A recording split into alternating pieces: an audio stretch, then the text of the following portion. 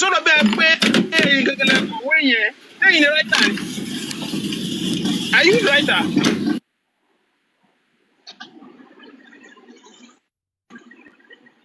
Nǹkan tí màá yín sọ yẹ ẹ̀ take it serious. Àwọn tó kọ̀wé gan òpè ní Holy Bible ẹ̀yin lẹ change ìwé yẹn sí Holy Bible. Kí ni definition Holy Bible? Holy Bible ló máa sọ àwọn ọ̀rọ̀ tí àwọn ọ̀rọ̀ kò bá fún. Kí ni máa yín? Kí ni máa yín? What are you saying? Explain link bọ̀. You are making you are defending a verse, and you think you are okay, respectfully, you are debating a verse. You are already flinging to the whole Bible is this. I am defending. You are already appealing to my. I am defending the whole Bible from a verse to the whole Bible. Stay one place and argue correctly. Are you arguing the whole Bible now? Bàbá Ifádà rẹ̀ ti sọ. What are you saying? Fásì yẹn lásán ó ti declare all the everything in Bible for allegory. Imagine one verse makes Genesis not an allegory ni. The person. Ẹni sọ̀rọ̀ Genesis gan allegory ni. Revelation tó ní ẹ̀fà yàwó allegory ni. So the back of, and the front of the book which is allegory kí ni tó yẹ wà nù ẹ̀ ṣé àná ló máa tú wò.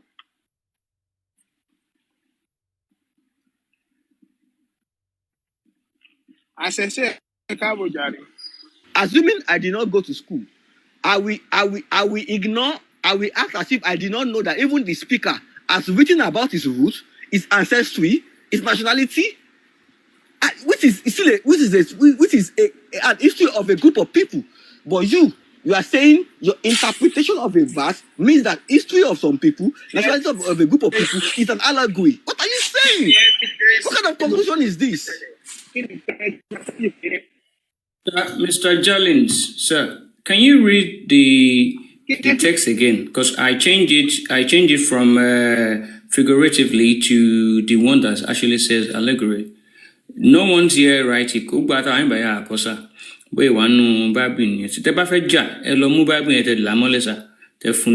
Understand?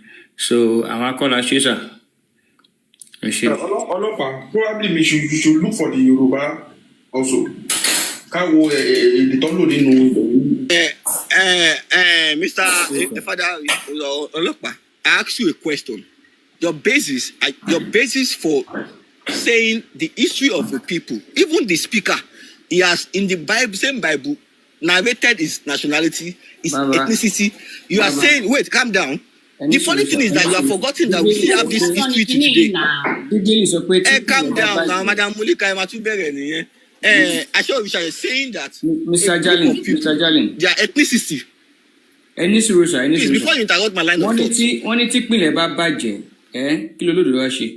Ìpínlẹ̀ lélẹ̀, ọ̀nà ti bàjẹ́. So kí lẹ fi ń argue sí sà? From the front and the back. Àbíṣẹ́yìn ti rí seven-headed dragon. Wait. So, Mr. Olopasa, seven-headed dragon, sir. Ìpínlẹ̀ Jew ni for Olùdájà for Vaskini tó ń ṣàlàyé nǹkan mi. Òun náà la Bible náà la fi ń bá yín pò ṣe àpò nǹkan tí wọ́n understand nìyẹn sir. Wait, ìpínlẹ̀ Jew according to you now. Wait, that means Arabia gan tẹ exist gan. What are you saying, people? The speaker of the writer of this verse. He must suggest it take it. Oh my. Honestly speaking, argument yìí òótọ́ ni pé ẹ̀yin lẹ right, èmi mo wrong. Ẹ jẹ́ n lọ wá Yorùbá yẹn wá fún yín bí Yorùbá yẹn. Historically, wọ́n tẹ exist. Ẹ̀yin lẹ right. At this point, man, conclusion yìí yóò lágbára o.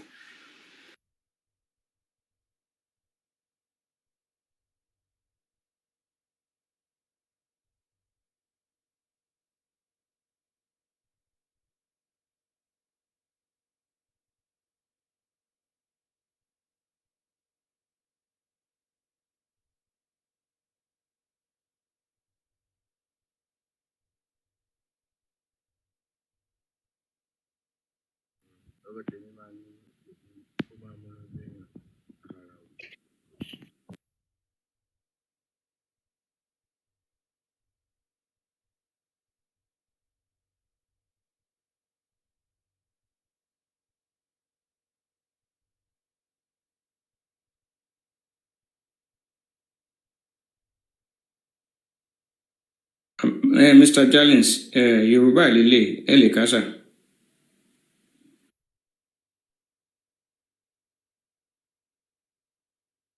And Jellings, our calling and so Bible also stop saying we are saying it does not exist. The Bible said it does not exist, not us, please. The Bible saw Bible are quotes. Baba Father also. So he said, what do you think about that? Once Bible said these things are just figurative speech, that means everything in the Bible is false. It's just an allegory, not reality. Akara Ogun, I am now asking you, this verse here refers to orí òkè Masina àwọn generation àwọn Masina àtàwọn ọmọ ẹ̀. Apart from that, number one, ẹni tó kọ verse yìí ṣé nínú Bible Akara Ogun ẹni sùúrù sà ẹni sùúrù sà ẹni tó kọ Bible yìí. No, wait, Baba, ẹni sùúrù ẹ̀yin dẹ̀ máa ní sùúrù now ẹ̀ka Bible yẹn ní Yorùbá fún wa ká fi ọgbọ́n nǹkan tó wà ń bẹ̀ ká lè mọ nǹkan tá máa sọ so ìgbà yẹn tẹ́ bá make plug mẹ́nẹ́mẹ́ you can send the question ẹ̀ka Bible yẹn I want to know what is there in Yorùbá James kò ní di ká máa pariwo múra wa ṣó yẹ yín please just read it in Yorùbá. ẹni tó kọ verse yìí tẹ̀ ń yí verse tá a kà tá a gbogbo àkà yìí ṣé kò sọ ancestry ẹ̀ kò sọ ethnicity ẹ̀ nínú Bible náà. Yeah, by the way, àwọn group of people ẹ̀yin give us. ẹ máa jẹ́ kí nǹkan tẹ̀ súnyàn ẹ̀ka Bible ká tiẹ̀ gbọ́ lédè èwo ká gbọ́ nǹkan tó kọ ní Yorùbá náà. Okay, no problem 1 minute please.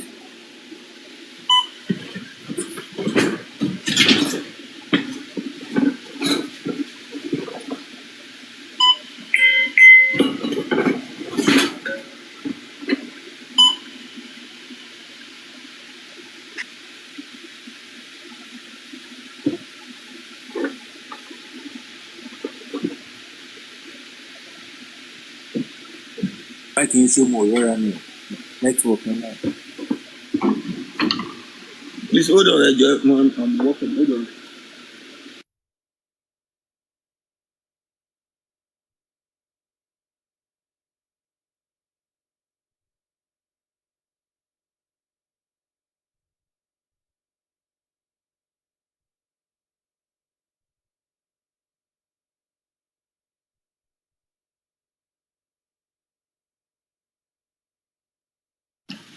Ẹ wí fún mi ẹ̀yin tí ń fẹ́ wa lábẹ́ òfin ẹ kò wá gbọ́ òfin ọ̀hún tí òfin sọ nítorí a ti kọ pé Ábúráhámù ní ọmọkùnrin méjì Ábúráhámù ní ọmọkùnrin méjì ọ̀kan láti ọ̀dọ̀ ẹrúbìnrin àti ọ̀kan láti ọ̀dọ̀ òmìnira obìnrin ṣùgbọ́n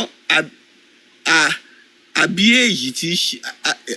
èyí tí ń ṣe ti ẹrúbìnrin nípa ti ara ṣùgbọ́n èyí tí òmìnira obìnrin nípa ìlérí nǹkan wọ̀nyí jẹ́ àpẹẹrẹ nítorí pé àwọn obìnrin wọ̀nyí ní májẹ̀mú méjèèjì nǹkan wọ̀nyí jẹ́ àpẹẹrẹ nítorí àwọn obìnrin wọ̀nyí ní májẹ̀mú méjèèjì ọ̀kan láti orí òkè Sinai wá tí ó bí lóko ẹrú tí ń ṣe Ágárì nítorí Ágárì yìí ní òkè Sinai Arabia tí ó sì dúró fún Jerusalem tí ó wà nísinsìnyí tí ó sì wà lóko ẹrú pẹ̀lú àwọn ọmọ rẹ̀ ṣùgbọ́n Jerusalem tí òkè jẹ́ òmìnira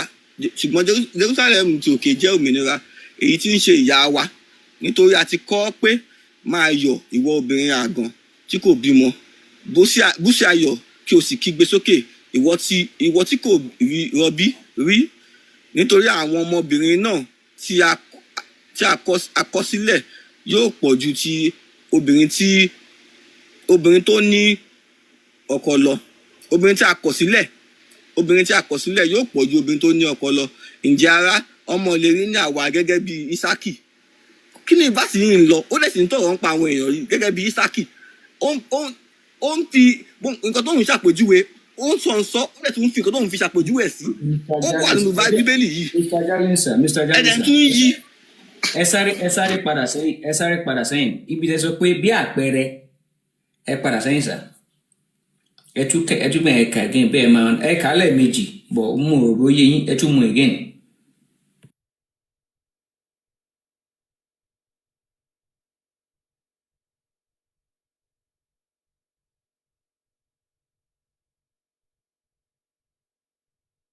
ẹ má bínú ẹ ṣe sùúrù fún mi ẹ má bínú. tí mo ṣe ìfẹ́ tó máa ṣe o.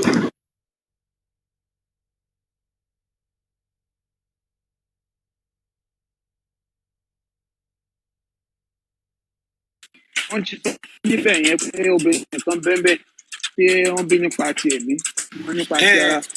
Ẹsẹ̀ wo lẹ́ni kí n tú kàfà? Náà ṣe bí mo ti bá àkàrà òbí ṣeré tèmi tó jẹ́ káyọ̀ for the program náà ni ṣe fi pé èmi gan argument tí mo wá gí ṣe mo fi pé something will come out of it. We are doing it for educational purpose because I know àkàrà òbí and I know it's. Sọ́nà náà pé bẹ́ẹ̀ bá fi ṣe ṣe pẹ̀lú máa ṣe lọ́gbìn àwa ẹ̀ka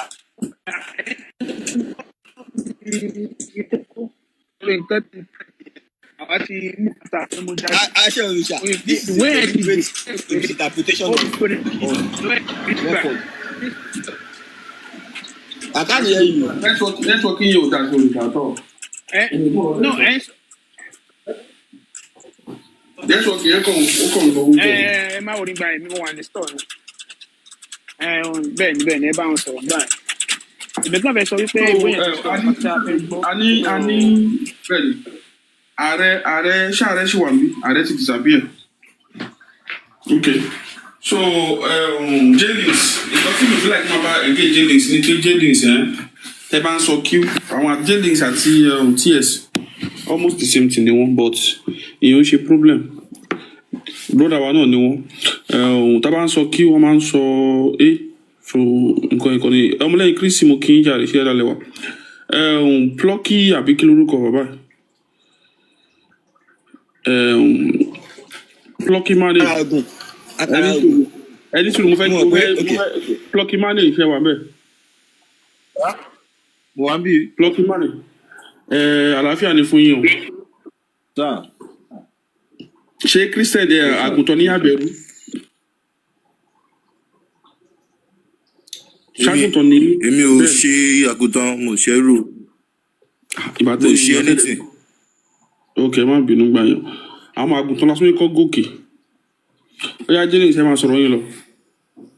ká tó bẹ̀rẹ̀ ọ̀rọ̀ wọn ṣé mo lè engage wọn lórí ọ̀rọ̀ tá tó wà nílẹ̀ náà ni o láti prove pé allegory ní bíbélì ok Mr. Jellings gbogbo wa tó tónu yín mò ń gbọ́ láti bẹ̀rẹ̀ number one mo fẹ́ béèrè question kan ẹni tó kọ the first 5 books of Old Testament ok tí a dẹ̀ mọ̀ pé bíbélì àkọ́kọ́ lọ́hùn kò kí n ṣe only 5 books it was about èyí tán choose inú many books tán kọ wọ́n choose bíi 10 but ìgbà táwọn èèyàn bẹ̀rẹ̀ torí tẹ́lẹ̀tẹ́lẹ̀ wọ́n máa ń ka bible fáwọn èèyàn ni ìgbà táwọn èèyàn bẹ̀rẹ̀ sí ní ka bible tán ń ṣe copy lórí pé wọ́n ń béèrè question wọ́n jọ wọ́n yọrọ ẹ̀ títí tó fi kù 5 ẹni tá a dẹ̀ mà pọ̀ kọ́ ò ní Moses àbí Moses dẹ̀rẹ̀ within the generation Adam and Eve generation mélòó ló wà láàrin wọn tó fi wá jẹ́ pé Ọlọ́run mi sí nínú ká tiẹ̀ gbà pé Ọlọ́run mi sí nínú ok ó wá kọ ìtàn bí ayé ṣe bẹ̀rẹ̀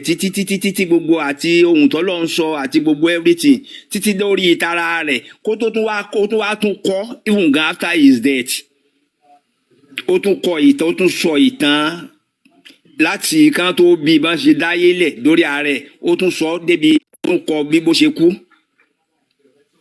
ẹ jẹ́ á gbé sí ìyẹn ká kọ́kọ́ gbé sí làákàyè náà number 1 number 2 ok wọ́n bẹ̀rẹ̀ sí ní ka date after the death of Jesus Christ gbogbo ìwé tán kọ lẹ́yìn Jesus Christ kí ló dé tí ò sí date apart from pé kò sí date kankan láti Genesis to Revelation nínú bíbélì àwọn references tó dẹ̀ wà ń bẹ̀ ẹnìkan ló jókòó àwọn kan náà jókòó tán kọ àwọn ìtàn yẹn mo kọ ní comment section nígbà kan gbà tí àkàrà ògùn try láti ṣàlàyé àbí àti father return try láti ṣàlàyé fún yín pé figurative wọ́n ń lo ìtàn wọ́n ń lo ẹranko àwọn romans ìfádà rẹ̀ wọ́n máa ń lo ẹranko àbí kan lo èèyàn directly ǹjẹ́ ẹ ti gbọ́ ń pa bọ̀bọ̀ writer kan tó máa ń kọ ìtàn oríṣiríṣi James Hadley Chase mo fi pé àwọn tó wà ń bíbá ẹ̀mọ̀ ààrẹ ní kọ̀ọ̀kan ṣáà ti kárí bẹ́ẹ̀ tiẹ̀ kárí ẹ̀ ti gbọ́ rí ṣé gbogbo àwọn tó kọ ọ́ bẹ̀ gbogbo àwọn places àwọn all the characters tó wà ń bẹ̀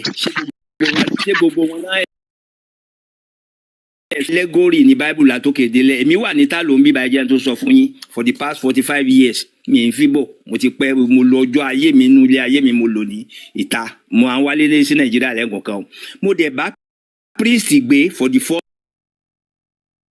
the priest was living very close to Rome mi jìnnà sí Rome gba ẹ̀ tẹ́rámọ̀ náà pé ní ìlú yẹn ní Pescara àní Abruzzo so àìmọye lẹ́sìn oríṣiríṣi níta lónìí èní lé ní wọn kì í ṣe religion wọn ń kọ́ religion the history of religion náà ń sọ history of religion dẹ̀rẹ́ gbogbo history tán kọ yẹn most of the part of it ló reflect àwọn nǹkan kan wà tó yẹ pé inú Bible tán kọ síbẹ̀ tí ò ti exist rárá tán kàn gbé àtàmọ́ ẹnìkan sọ lẹ́ẹ̀kan pé kò sí ìtàn Abraham ó wá sí Egypt ó parọ́ Mósè wá momi wọ́n gbé síbi kò sí inú ìtàn àwọn Egyptians nínú their real story of their ancestors so bíbélì yẹn ìyẹn bẹ́ẹ̀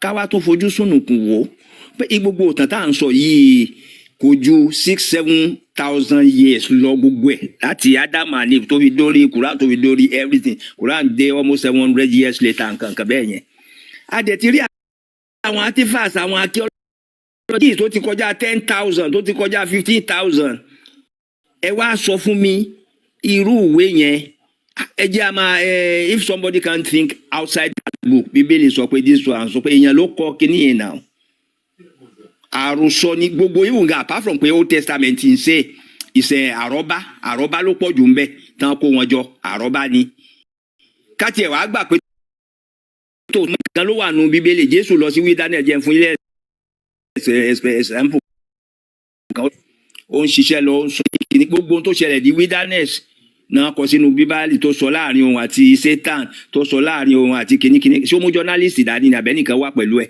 tó ń rìkọ́dẹ̀ wọ́n dẹ̀ sọ pé òun nìkan ló dá lọ o ok àmọ́ kàn imagine pé nǹkan tó ṣẹlẹ̀ nìyẹn ìgbà tó lọ gbàdúrà ní Montolive kó tó di pé wọ́n pa tó ń sọ̀rọ̀ tó ń sọ everything wọ́n ló wà ní ìdákẹ́jẹ́ àwọn ọmọ ẹ̀yìn ẹ̀ wà ní ẹnu géètì òun lọ sórí òkè bí ní ìdákẹ́jẹ́ òun nìkan ó kúnlẹ̀ òun bá bàbá ẹ̀ sọ̀rọ̀ gbogbo tó bá bàbá ẹ̀ sọ náà kọ sínú bíbélì tí ó dẹ̀ sẹ́ni kankan bẹ̀ mo kàn fi àwọn yẹn ṣe example kéékèèké ni o kẹ́lì bá mọ̀ pé àròsọ ni bíbélì láti òkè délẹ̀ lẹ́ẹ̀kejì wọ́n ní òkè Ọlọ́run fomi payé rẹ́ ok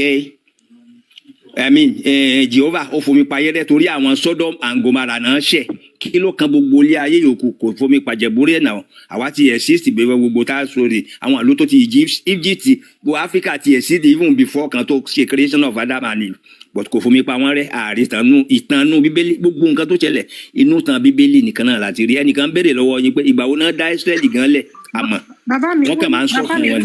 bàbá mi wọ́n ní pé gbogbo ayé pé èdè kan là ń sọ ìgbà tí mo béèrè question lọ́wọ́ ń kù mí pé èdè wo ni Adam ni Noah fi communicate pẹ̀lú àwọn Africa àwọn Chinese. so wọ́n wá lédè kan so wọ́n á pé ó bá jẹ́dè kan èdè wo gan wá lédè mú tán fi communicate pẹ̀lú àwọn. ṣé ẹ ti ẹ̀rẹ́ dè yẹn náà ká tiẹ̀ kọ́kọ́ gbà pé irọ́ ìbàbá ńlá arọ́ ni irọ́ ńlá ok torí èdè ìtàn sọ pé sọdọ inú òkè wọ́n ní Sódómù àti Gòmárà ṣẹ̀ ọkùnrin ń bọ́kùnrin sùn obìnrin ń bóbìnrin sùn Ọlọ́run wá bínú Ọlọ́run tí wọ́n ní o gọ́ọ̀dù bínú tó dẹ̀ yàtọ̀ sọ́lọ́run Olódùmarè tiwa torí Ọlọ́run tí wọ́n máa ń gbé sí ipò èèyàn ó ń bínú ó ń jowú inú ẹ̀ ń bàjẹ́ ó dé stage kan tí inú ẹ̀ bàjẹ́ pé òun dá èèyàn irú Ọlọ́run irú gọ́ọ̀dù wo nìyẹn irú Yahweh wo nìyẹn irú Jehovah wo nìyẹn Jehovah tí inú ẹ̀ ń bàjẹ́ bí inú èèyàn.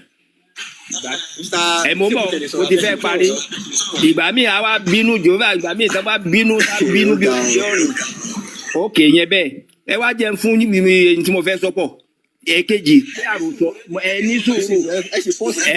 sùúrù ẹ jẹ́ parí ọ̀rọ̀ mi tí n bá ti parí ilé màá gbé máìkì lẹ̀ Moses mo ń fún yín lẹ́sàápù pé àròsọ ní Bible ni ẹ jẹ́ fún yín nìkan sí kí wọ́n gbé máìkì lẹ̀ Moses lọ sí orí òkè ó lọ gba òfin wá òkè wọ́n ká pàtà fún òkúta nǹkan oríṣiríṣi onìkan ló bọ́ lọ́n sọ̀rọ̀ ló bá ṣe gbogbo ẹ̀ wọ́n gbá pàtà fún inú àpáta tó dẹ̀ gbé dání ìwọ kò gbọ́dọ̀ pànìyàn ó wà ń bẹ̀ òfin kẹfà náà ló máa fẹ́ jẹ́ àbófin keje ó ṣáà wà ń bẹ̀ ó padà dé bó ṣe ń sọ̀kalẹ̀ bọ̀ látòrí òkè ó rí àwọn tó fi ilẹ̀ tán ti gbẹ́ ère oríṣiríṣi tán ti ń bọ́ pẹ̀lú ìbínú yẹn ó pa more than 300 pẹ̀lú ìwé tí Jehovah fún pé kò gbọdọ̀ pànìyàn ẹ gbé sí làákàyè ẹ jẹ́ ń dánu dúró báyìí náà kẹ́ ẹ ṣàlàyé àwọn nǹkan pé ìsàgùtọ̀ ní bíbélì.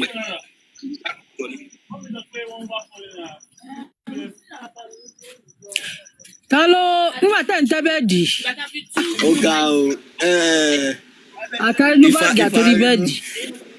Ifá inú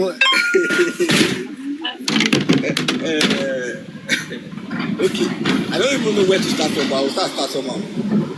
First and foremost, Japan, it is easy to everything you are saying. Easy for that to money. Tẹ́ bá ti fi timeline sí, tẹ́ bá ti fi era sí nǹkan, ẹ kò máa sọ, a máa di àwọn àwọn bẹ́ẹ̀ yẹn ṣe. First and foremost, Mósè èèyàn ni, so èèyàn tó ń bínú, but má tètè bẹ̀rẹ̀ pàtó bẹ̀. Mo ti on this platform, I have explained Olúwafúnmi Payére. These people that you are talking about existed millions, thousands of years before. They didn't have the knowledge you are having. So you are talking about 6,000 years ago, and you are discussing it one by one as if you are talking about 2025. So I'm not going to talk too much about Omi Payére. I'll just let it fly the way you have for the purpose of which you are saying it. I'll let it fly so that I want to flow along pẹ̀lú nǹkan tẹ́ bá sọ. Ẹ̀sọ́ náà àti debate matter yìí. Environment kò tọ́ sí àwa Yorùbá.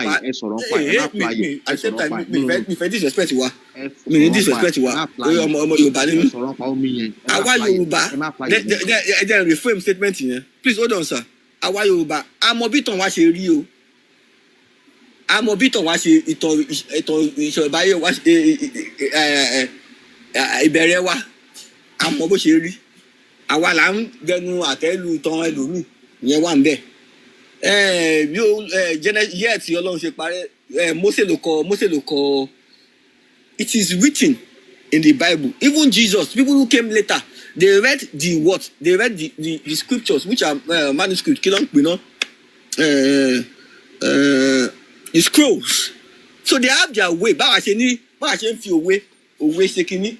They have their own way of writing the history and they wrote down to Mose kọ. Number two, ṣebí story wọn ẹni tó take wà lọ́wọ́ Mose ó wà ń bẹ̀, ẹni tó take wà lọ́wọ́ Joshua, ẹni tó take wà lọ́wọ́ Joshua, Samuel bóyá ń tẹ̀lé àwọn ó wà ní Bíbélì.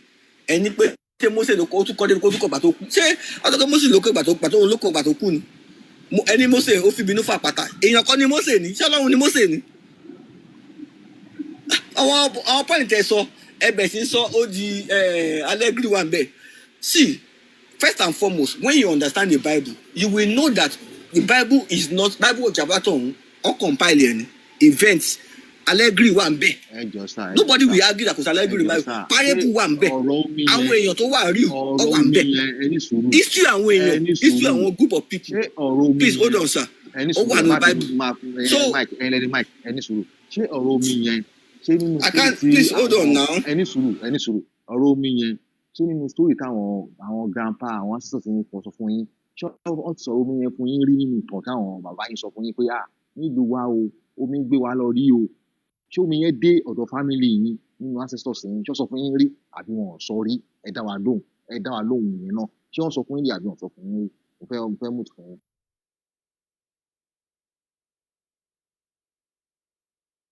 I did not hear what he said. Mo dem number wey abi also Jennifer mi gbọ́ anything there so the volume mi ó lò jẹ́.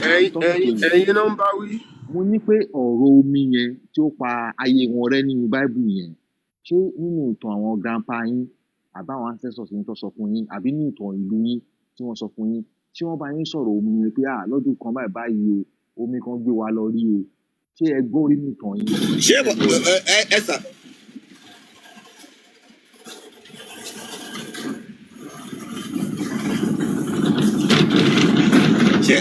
ṣé bọ́dà iṣẹ́ mọ bí a ṣe dá ilẹ̀ wa ṣá bí a kẹ́ sọ fún wa because nǹkan tẹ́ ẹ̀ sọ yìí èmi bẹ́ẹ̀ mi ṣe wà èmi ò ní my mission is not to disrespect our culture my mission is not to disrespect our culture so I will not disrespect our culture pé gbogbo brain wa ṣùgbọ́n àti sínú bible ni gbogbo wa sọ fún wa see pé gbogbo brain wa Mr. àti sínú Surplus bible Mr. ni. Surplus No, maybe you but do not even know the what history you are of telling creation us of that Yoruba land. That's what by you the are way. telling us that pé gbogbo All brain wa. hold on sir. Okay. All advanced people whose generations have an advanced way of thinking have creation story. Yoruba our new creation story tiwa gbogbo wọn ló ní creation story wọn. Now the purpose of validity creation story tí Mose kọ validity is open for debate bí tiwa náà ṣe wà open for debate. In fact pé wọ́n ní creation story bí àwọn àṣẹ ní creation story is a sign that they will have a question in their mind. That's a different game on a different ball game on there. But you cannot as a Yoruba person hold on. You cannot as a Yoruba person question someone's creation story when you have your own. We have our own, which I support. We have our own, which I support. But it's a creation story of people who were not born in 2025. But I understand, right? Kilo kan wá pẹ̀lú story. At least I understand it. Okay, story yẹn kò applicable to us. It's only applicable to them because that story came from their own imagination, as ours came from our own imagination. Kò ṣe ọmọ Jew, ṣe Arabo. Why you embrace creation story team? Because that's the one to applicable. This is another fallacy you are creating.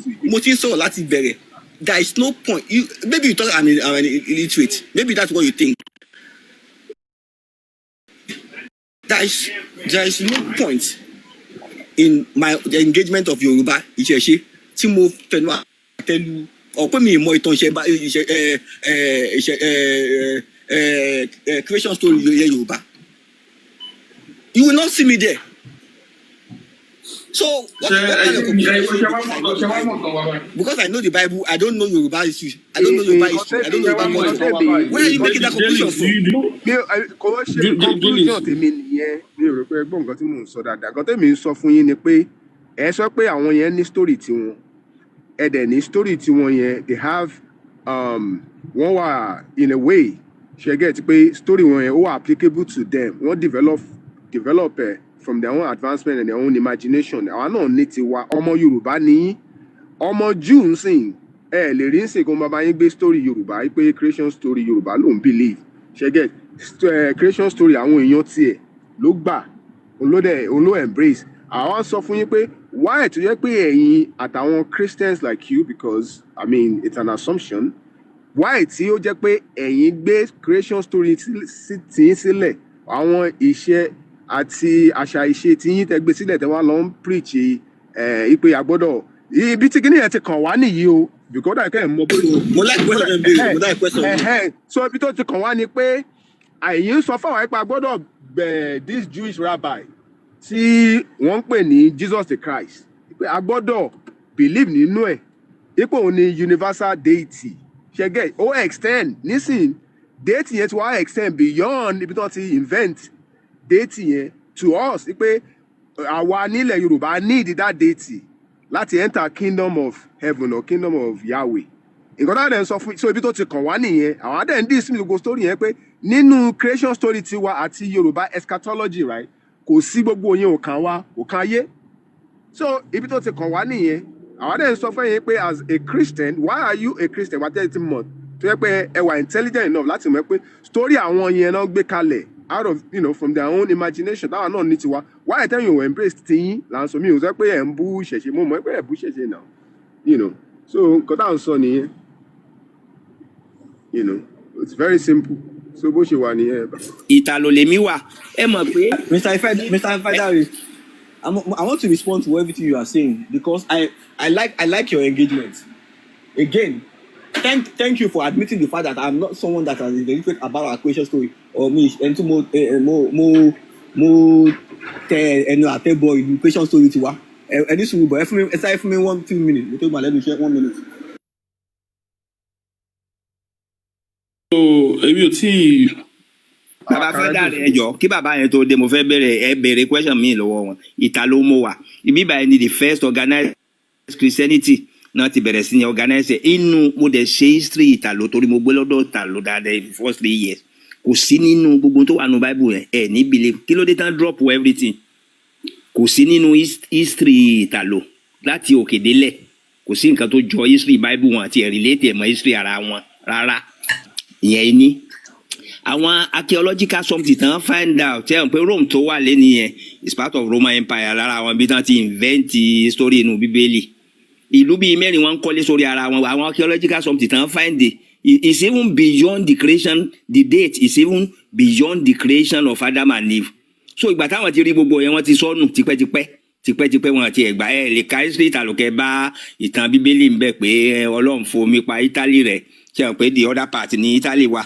Ọlọ́run ṣe kinní kankan bẹ́ẹ̀ kò sí gbogbo ẹ̀ṣẹ́ rí gbogbo kinní yẹn wọ́n kọ Bible yẹn ẹnìkan sọ ń gbà kan pé ní Amẹ́ríkà ń lọ wo volume Bible pé ó tóbi tí ò ń ṣe kékeré àìmọye chapters oríṣiríṣi náà ti yọ bẹ́ẹ̀ kò sí gospel àwọn gospel gan kò kí ń ṣe mẹ́rin tó wà yẹn ó pọ̀ rẹpẹtẹ gospel of St.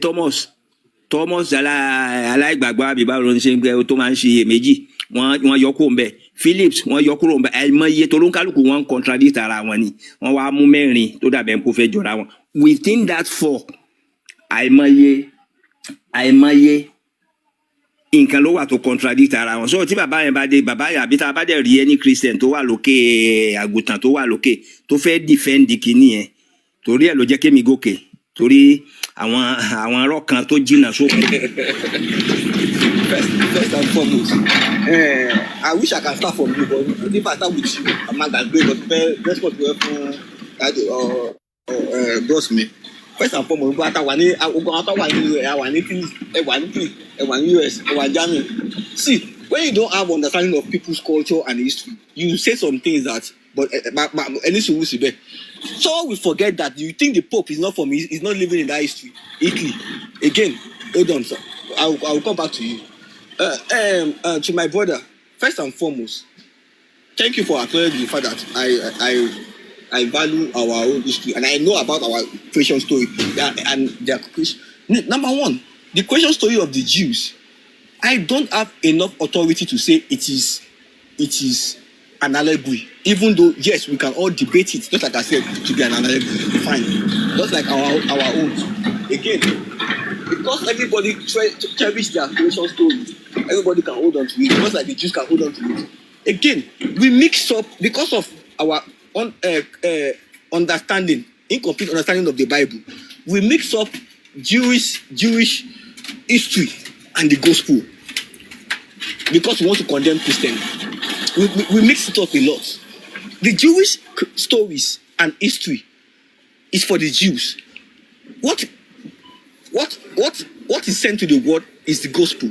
Again, the gospel is not standing alone. The gospel is standing on whose culture? The Jewish culture, the Jewish stories. So there are things you need to learn. How Abraham, Isaac, and Jacob, and all down Samuel, all down to Jesus. For what? To have an understanding of the genealogy of it. But as a Christian, what do you need? The message in which Jesus preached. Again, the message Jesus preached has nothing for a Yoruba man, has nothing to do with Israeli, Rome, Jew message to preach law, which is the message of love. Again, you cannot pick because we are now receiving the gospel. I must say we are throwing up all the miracles, all the works of how God has worked with different men in the Bible. They are all purpose of understanding how God has previously worked with people. Again, the creation story, God worked with, God carried them from wilderness, is their own historical story. As a Yoruba man, does it concern me? No. Do I have things to learn from it? Yes. There are different events that you can learn from those things. That's the purpose of the Bible. The Bible, no Christian can say the Bible dropped from heaven. No. The Bible is a collection of how God worked with different men. What concerns Yoruba man, what concerns Igbo man, what concerns Chinese, Germans, everybody. It's the gospel. That is what is it. Because we want to demonize Christianity, we start calling what David did, what Moses did, what Adam did. Those ones are what to build your faith. That's by the way, I don't want to preach. Back to Yoruba land, Yoruba. bí àwọn ẹ̀sìn culture and religion ó wà interwoven today bí àwọn kan ṣe influence wa làwọn kan influence ẹ̀sìn ìṣẹ̀ṣe wa àwọn aráàlú tí wọn ò ṣe ara wọn ṣe ìṣẹ̀ṣe wa ò dúró sí Yorùbá land nìkan why báwo a ṣe gba kìrìsìtẹ́nì àwọn kan náà gba ìṣẹ̀ṣe wa now kìrìsìtẹ́nì tó bá ń tẹnu àtẹ́bo ìṣẹ̀ṣe ó kù sí lọ́wọ́ ìyẹn èmi ò ní fọwọ́ sí yẹn kìrìsìtẹ́nì tó bá mọ ìtàn tiẹ̀ bí àwọn Jewish tó ṣe mọ ìtàn tiwọn ìtàn bàbá wọn ó kù sí lọ́wọ́ you will not see me there but I have a knowledge to understand that Moses does not have whoever wrote the Bible ìwà tí David who is not 2025 it's clear understanding it's clear simple and understanding who wrote the Bible has a purpose the purpose is to teach about how to share you how God work with some people God work with different people different ways it doesn't seem mean that those people God work with hold on please 1 minute please ẹ ti tún bẹ̀rẹ̀ mo sọ pé okay. It doesn't mean that those people that God work with. Oh yeah, go ahead please. I said okay, go ahead. Mo ti mute fún yín ẹ sọ̀rọ̀. Ẹ máa sọ̀rọ̀ yín lọ mi ò ní ẹ máa sọ̀rọ̀ yín lọ sẹ́ẹ̀. Mo sọ pé okay. So now I said okay. ìtàn àwọn ọmọ Israel ìtàn wọn rìn òkùnkùn pupa kọjá ìtàn wọn ni kí ló kọ ìkan ìwọ ilẹ̀ Yorùbá àwọn ẹ̀kọ́ tí a rí kọ́ nú ẹ̀ òun ló kàn wà ní àti Yorùbá Christian kí ló kan Ọlọ́run mú David bá gbọ́dọ̀ láti jà kó kan Yorùbá but kí ni ẹ̀kọ́ wà nú ẹ̀ tó lè kọ́ nígbà tí David ṣẹ̀ kí ló kan Yorùbá kó kan Yorùbá but ẹ̀kọ́ wà bíbélì ìjẹ́lí látòkèdè lẹ́nìyẹn gospel òun ló mú wá fún wa nílẹ̀ Yorùbá gospel ó ní tó ń paripa tí iṣẹ́ ọwọ́ Jésù miracle tó ṣe message to preach àti àwọn promises tó gbé sílẹ̀ nǹkan tó kàn ìwọ tó jẹ́ Yorùbá now so wá ní ìpè ìwọ tó jẹ́ Yorùbá wọ́n á sọ pé ìṣẹ̀ṣe tiẹ̀ o fẹ́ sọ̀rọ̀ omi ìbẹ̀ gbogbo àti kọ́ ẹ̀kọ́ nígbà tí ayé Babalọ́lá tí Yorùbá bá ṣẹlẹ̀ ṣe bó nǹkan táwọn bàbá wa ń ṣe nígbà yẹn ṣe bó wà ní ìwé ìtàn ṣe bí nǹkan tó ń ṣe ṣe bí ìwà tá à ń wù àwọn tó ti ba àwọn respectfully careful àwọn tó ń ṣiṣẹ́ bí wọ́n fi ba ìṣẹ̀ṣe wa tó òun ló jẹ́ kí ẹ̀sìn tún gbolẹ̀ ní sọ́gbó yẹn náà so the long and short of what I'm trying to say is that as a Yoruba person ìṣẹ̀ṣe is your history that every Yoruba person must have a clear understanding of it and culture and support it and preach it because that is your own culture history àwọn ọmọ Israeli òun ni Abraham and Israel. Kí ló kan gbogbo alágbàdé the gospel thank you and every other person can make whatever comment má dọ̀ sọ fún wa ní tí ẹ̀sà lẹ́bàá kẹ́ gbogbo wa nísìnyí it's just like when I was in Nigeria ọkọ máa sọ pé àwọn ìlú òyìnbó UK tó fẹ́ gbàlú wọn padà fún wọn tó wọ́n ti gbàlú mọ́ wọn lọ́wọ́ ìyẹn wà ń bẹ̀ ìlú tí mo wà ìlú òyìnbó tèmi wà you will be surprised that you will see churches big churches not African churches in every corner. When they are building a big school, they will build school, they will build hospital. Which country is that, sir? I'm in United States of America. In every new city in the US, you will see a church, you will see school, you will see hospital. Let people hear, let people learn. No. People are not learning anything. We are engaging. Which state is that, sir? State in the US, sir. You mean State in the US, 50 plus. State one in the US. I'm in Indiana. So, I've been in Illinois and I'm in Indiana too. So, I want to go to church in Indiana. Who are the most people that go to church in India? Bro, you are not as religious as the white people, even though they don't go to church. No, I'm asking you a question. I don't say they don't go to church. These are not African churches. Most of them are not African churches. Who are the people going to the churches most? Who are the people? What is the age? Age gap will be like from which age? You are trying to commit what I'm trying to say. Events out of I understand. I'm not debunking you. From You have which different age? age group. Like, it's not about àgbàlagbà wọn ló lọ church. Baba, You see different age group. Jelix, calm down. Mo calm down. Tẹ́ bá lọ church ní US. Àgbàlagbà wọn ẹ ní sùúrù. Ẹ jẹ́ ká máa engage lẹ́yìn kankan. Tẹ́ bá ní bẹ̀rẹ̀ náà bí mi. Ẹ sọ pé àwọn àgbàlagbà wọn ló lọ church ní Indiana. Ṣé yín ṣá? Mo wá sọ pé from which age? Tẹ́ bá àwọn àgbàlagbà yẹn from which age to which age? Lẹ́ máa lẹ́lẹ̀ kálí. I'm saying there are different age group. Ọmọdé wà ń bẹ, I know from which age? Tẹ́ bá wù wọ́n pé they will be like how old are they? All age group are in church. You said àwọn àgbàlagbà wọn ló lọ church. You said all age group àtọmọdé àtàgbà ló wà ní church. You said àwọn àgbàlagbà wọn ló lọ church. You said it just now. Stop. Nǹkan tí mo ṣe máa ń pè lórí lọ. Mo sọ pé àwọn àgbàlagbà You said lọ church. àwọn àgbàlagbà wọn ló lọ church is on record. You said mo sọ pé àwọn wo ló lọ church. You said àwọn àgbàlagbà. Mi mọ mo fẹ́ dáhùn question yẹn. Mo sábà kọ́ mi mọ mo fẹ́ dáhùn. Yé age on 90 years 70 years ń lò 81 bẹ́ẹ̀ 50 years. Àwọn àgbàlagbà bẹ̀rẹ̀ láti 40 ẹ tó bá ti gbé 40 ó ti dàgbàlagbà. Okay. Oh, no. And I answered, I said, all age group are in churches. They don't. You said the first time, no. You said yes, now. Church. Oh yeah, Akara Ogun. Mo ti give up the question yẹn. Mo ti down question yẹn. Continue ko te fẹ́ sọ. Ẹ jọ̀ọ́. Cherry, ẹ sọ pé àwọn èèyàn ń parọ́ pé people are not going to church in Europe. The greatest church in Europe, you will only see old people. Number one. Number two, any church, any church to watch, like in Europe or America is a black. Oh my goodness. Oh my goodness. Move to Mike, let's read one. Goodness. So black people, we are exporting religion back. Go to Ireland, go to UK, go to Europe. And this now, you are not as religious as the white people. Jailings, please, I beg of you. Please, so, tẹ́bá lọ síbẹ̀, so yẹn, mainland Europe, Ireland, so yẹn, UK, àgbàlagbà àwọn ibi tí àwọn èèyàn tó dáńtẹ àwọn UK wọ́n fẹ́ change orúkọ church wọ́n fẹ́ pè ní church mọ́ wọ́n fẹ́ pè ní something like tó máa socialize like that, just social gathering. Tẹ́ bá dé Italy bàbá wa confirm ni wípé ẹ lè rágbà ẹ̀rẹ́mọ́ kékeré kan tó ń lọ church in Italy. You can see young people in Caritas. Yes, in Italy. So you can see young people in like DAR, Caritas in mainland Europe. So àwọn tó bá ń gbèrò wọ́n máa mọ Caritas wọ́n mọ DAA wọ́n máa mọ organization bẹ́ẹ̀.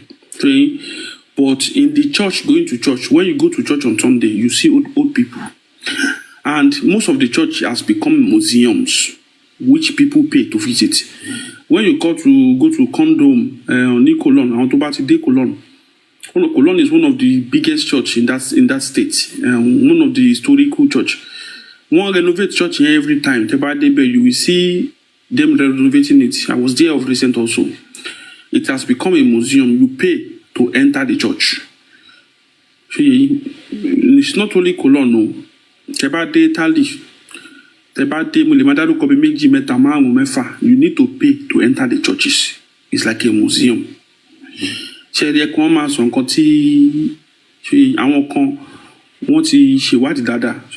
when you said àwọn àgbàlagbà ló ń lọ church, you are the first statement is wọ́n ṣì ń lọ church in their mouth. Ó dẹ̀ pé pé state wo ni fún àwọn àgbàlagbà ló ń lọ church. Contract any to èmi ṣàmú invite you now. So which immediately contradict your statement. Àwọn àgbàlagbà ló ń lọ church. Ó ti contradict statement pé gbogbo ló ń lọ church. That means pé àwọn tó ti kú don't feel kuton. I want to call on church. The young people are putting their efforts to make the country works. Thank you for that. You said now. I will clarify when you speak from people. I don't need. It's not even concern you. One church. I have no less concern. And this will the thing. Mike, buying sort of is what you said. And I quote, you know your story of creation. Please, can you tell us our story of creation according to our ancestors, sir? I'm not going into that because I'm not allowing anybody. I'm not. You said you were not against. Please tell us. I want to confirm if Christianity actually allow you to know your own story. So, sir, tell us the story of our creation. Just like 10 minutes, or maybe you can use 2 minutes. I will give that. Akaraogo, respectfully, I know the mind game you are playing, and I will not allow any. I'm not. I've done it before. I've done it before. Creation, sir. Papa me. Only the very more. I saw Korea creation time of we want to hear it, sir. I am not. But I will. That means you don't know it. Just use as a statement. If you are from the way I'm talking since, if I don't know about the creation story, you are free to conclude that. At least more achieve one aim. I will achieve one aim. Nobody will twist my word and say God created the world, heaven and earth. And fast forward, okay, everything for 7 days, and everything. So everything was good, and everything was nice, everything was good. And they decided to create man to take care, which was product. They created man, all man Adam. And after a while Adam was working, Adam feel lonely. Adam feel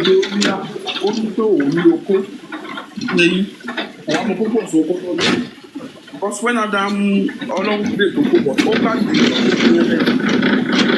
so when God created Adam, okay, therefore, yeah, be Adam.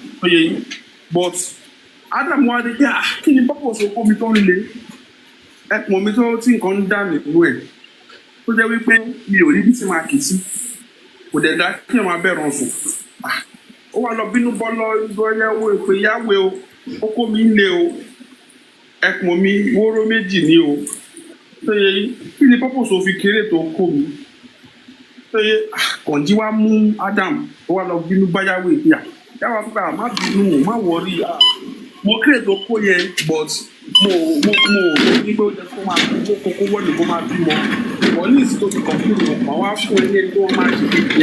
So my people want to come to the Adam, Loba Yahweh. Ìgbẹ́ni wá sọ pé òkè wá kún Ádámù lórun. Ó yẹ yí, ó kún Ádámù lórun, gbà tó wá kún Ádámù lórun. Ádámù wá sùn, ó wá mú egungun ha ẹ̀, ó wá fi kírètì òbí ẹ̀ ò dá. Ẹ̀dẹ̀ mú kó kó Ádámù, ó kó ẹ̀ tóbi, òun ni fọ́sùn kó kọ́kọ́ kírètì ìlú wa. So Yahweh fi ara balẹ̀, ó fi kírètì ó máa tó 2.5 inches.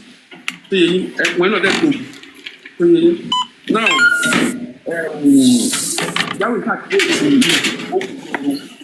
created from the roots of Adam. Who are come out, busy, come out, and see, come out, but also because create or Adam in the first place, you understand it. I think about the proof because purpose of code make coffee go very had they be more. But of create Adam, more consider now. So, ó ti jẹ́ Adam, ó ti bu Yahweh lọ wípé òun nídìí obìnrin tó máa bá sùn. So it's just the story of the biblical story bí wọ́n ṣe create ilé ayé.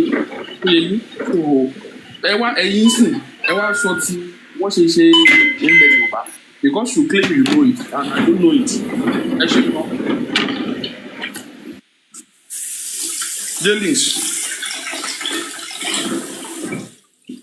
Jailings, yo. Ancestor, okay, ancestor. I dare with you. Kẹ́ẹ̀tì gbọ́ sórí tí mo narrate yẹn wípé ó yẹ ìyẹn sọ ti ilẹ̀ Yorùbá. Ẹ jọ fẹ́ sáré reply boss kan bá mi sọ̀rọ̀ gidi ó bá mi sọ̀rọ̀ tó serious ẹ̀yìn kan bá mi sọ̀rọ̀ Jailings, my brother, ẹ sọ pé mọ̀. Ẹ sọ pé òun tọ̀. Kò sí nǹkan tó bad kí ẹ máa mọ nǹkan kó lè sọ pé òun ò mọ̀. There is nothing wrong. Akaraogun. Ṣé ẹ mọ̀ fẹ́ ti pàdé mi láti pàdé ni? Níbo mo ti pàdé? Mo ti gbàgbé. Ṣe bí live láti pàdé ni? Mi ò ní good memory. Ẹ sọ fún mi. Ẹ ká move on. Ẹ yẹ sọ bí lẹ ti pàdé náà. Mi mọ̀ ẹ̀tọ́ mi mọ̀ ọ̀tọ̀ bàtà láṣẹ mi mọ̀. So ẹ mọ̀ tán ara yín. Mi mọ̀ kọ́tọ́ bàtà láṣẹ mi mọ̀. Kí ni nǹkan tẹ wá fi ń fọ́ mo? Bàtà bú yẹn pọ̀ mi jẹ́ mọ̀. Ẹyẹ sọ kí lọ bàtà láṣẹ bá wọn. Mi mọ̀ ẹnikẹ́ mi jẹ́ ẹ̀gbọ́n rí mi. Ẹjọ́ ṣe ẹjú ló mo fẹ́ bẹ̀rẹ̀ ìbéèrè kan lọ́wọ́ yìí. ìgbà tí wọ́n create anything Adam ṣé Adam ló kọ́ àbí any kò ló question tó máa mú anybody twist pé mò ń James ok mo ti gbàgbé akara nígbà ẹni sùúrù I'm okay with your problem. lórí life wa náà mo sọ pé ẹni sùúrù ìbéèrè tí mo fẹ́ béèrè ẹni sùúrù mi ò fẹ́ béèrè pé ìgbà tí Yahweh create Adam ṣé ó dá okó àtẹ̀pọ̀n àbí kò dá okó àtẹ̀pọ̀n mọ́. afẹ́ executed la fẹ́ máa sọ́nsìn James ṣé Adam ṣé wọ́n dá okó àtẹ̀pọ̀n mọ́ Adam àbí kò dá okó àtẹ̀pọ̀n mọ́. ìbéèrè yẹn ò ṣe é dáhùn because kò yé mi o báwo ni wọ́n ṣe máa dá ọkùnrin tó máa nókó tó máa nẹ́pọ̀n tí kò ní dá obìnrin mọ́ kí ni purpose okó àtẹ̀pọ̀n tó dá mọ́. So that is another passage that they fi wò ó pé Yahweh Moses ó gbọ́n ju Yahweh lọ àbí Adam ni because Adam ló ṣe lọ approach pé mo need obìnrin so ìtàn yẹn ó ṣe bákan allegory ni mi ò lè dá so ẹ yẹ ká move on jẹ́lì ṣe wà ń bẹ̀.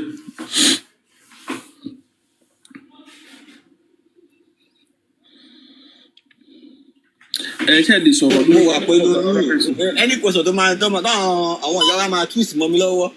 wọ́n lè twist ẹ̀ ṣe bí mo sọ̀rọ̀ yìí wọ́n twist ẹ̀ náà kí ẹ̀ sì wà ní kí ẹ̀yin ti gbàgbé ni ìjọ tí mo sọ̀rọ̀ lẹ̀ tọ́ni ilé bàbá àtàwọn ni mo ní mọ̀ ọ̀dà lọ́dà látọ̀run. ọ̀rọ̀ kéèsì ṣé ìbéèrè tí mo béèrè ni pé ṣé Ádámù ló kó àtẹ̀pọ̀n yes or no ìgbà tí wọ́n dá ṣádámù ṣó ló kó àtẹ̀pọ̀n ìgbà tán dá ìbéèrè tẹ̀mí ìbéèrè argument mo tẹ̀ fẹ́ yín kọ́tà tẹ̀ fẹ́ sọ nìyẹn ṣádámù ló kó àtẹ̀pọ̀n ìgbà tán dá kí la kiri ibo tó lára.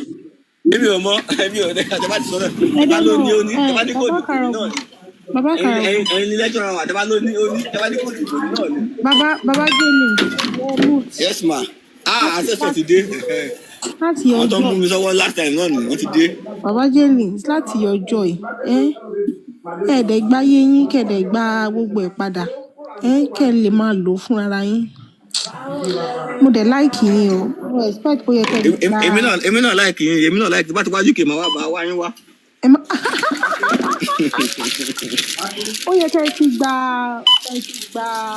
ọ̀kìnì yín àti akí. bàbá Karo mo rí pé ancestor ṣe mọ̀ lóyún aṣá sá ẹ mọ̀ ibi tó wá ṣá. níbo ni lóyún. ọmọ wúlé ìṣàlùmí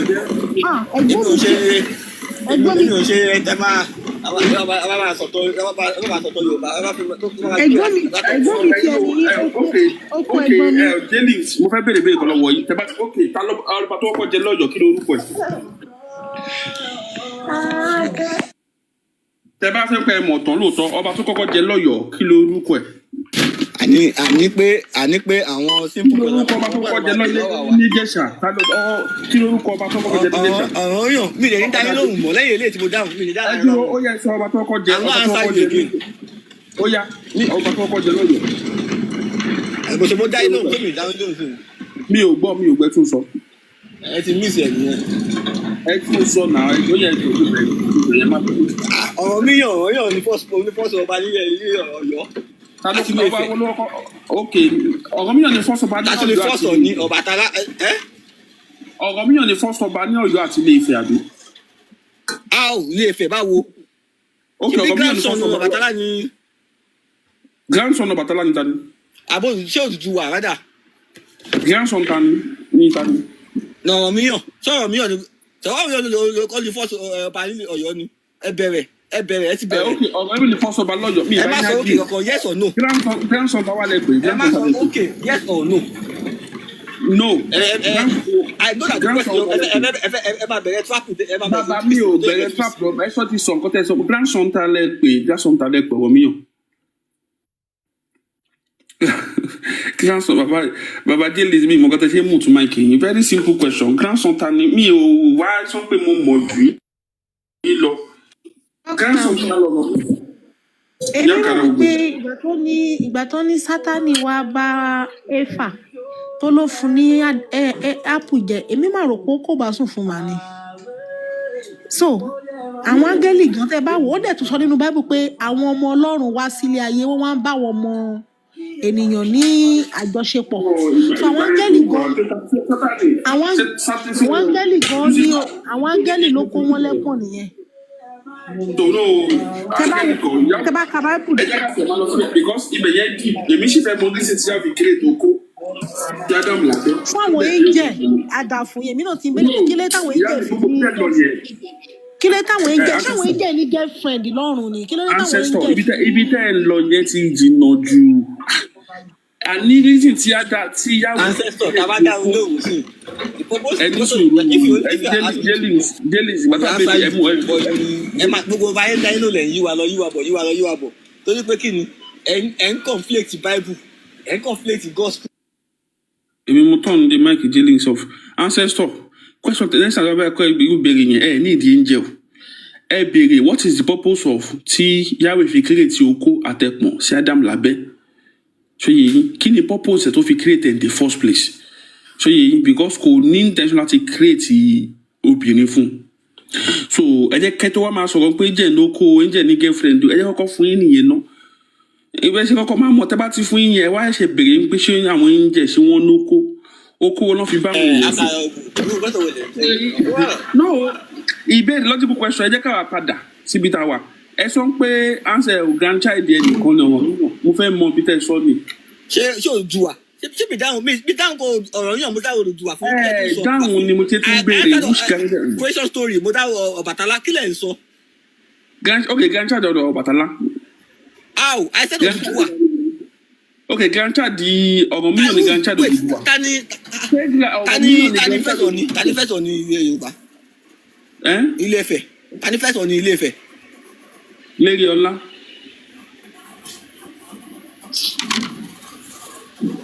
Lérí ọlá lórúkọ ẹ̀.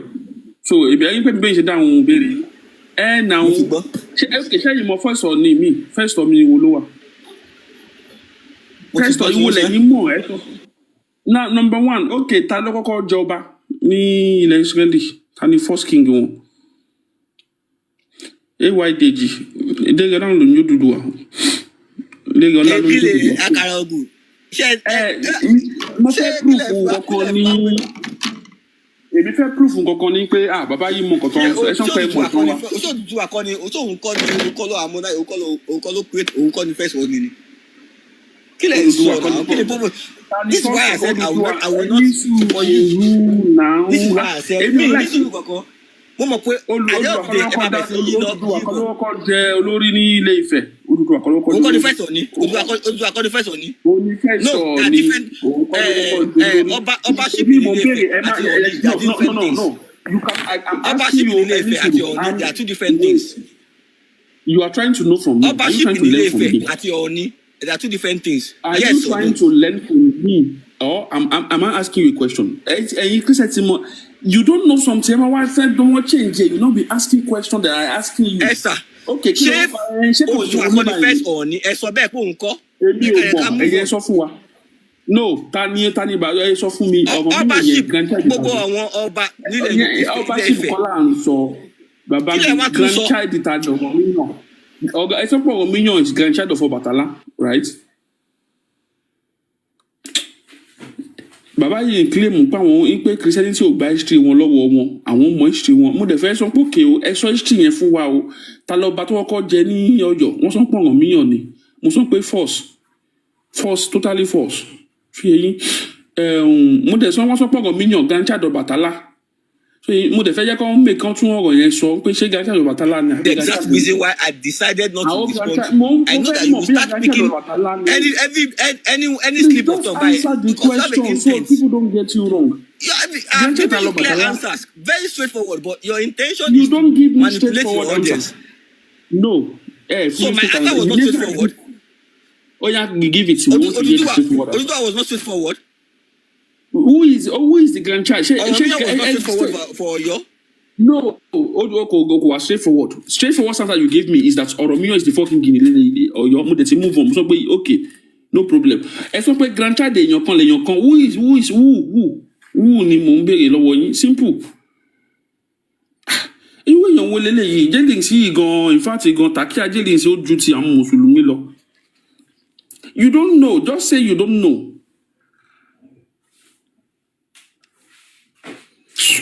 Adé Ayọ̀déjan AY lọ́sọ̀ pé. Àkàrà Ògùn, who is the first Ọọ̀ni of Ilé-Ifẹ̀? Mi ò mọ̀. Àkàrà Ògùn, who is the first Ọọ̀ni of Ilé-Ifẹ̀? Ta ni mi ò sọ Ilé-Ifẹ̀? Mi ò mọ̀. Kí lẹ̀ tún sọ báyìí? Kí lẹ̀ tún sọ? Ilé-Ifẹ̀ kọ́ lèmi sọ. Mo sọ pé ta ni bàbá Ọ̀rọ̀míyàn? Who is the grandchild of Odùduwà? Who was the first Ọọ̀ni of Ọ̀rọ̀míyàn is the grandchild of Odùduwà, right? Okay. Say I'm wrong. Okay, you are wrong.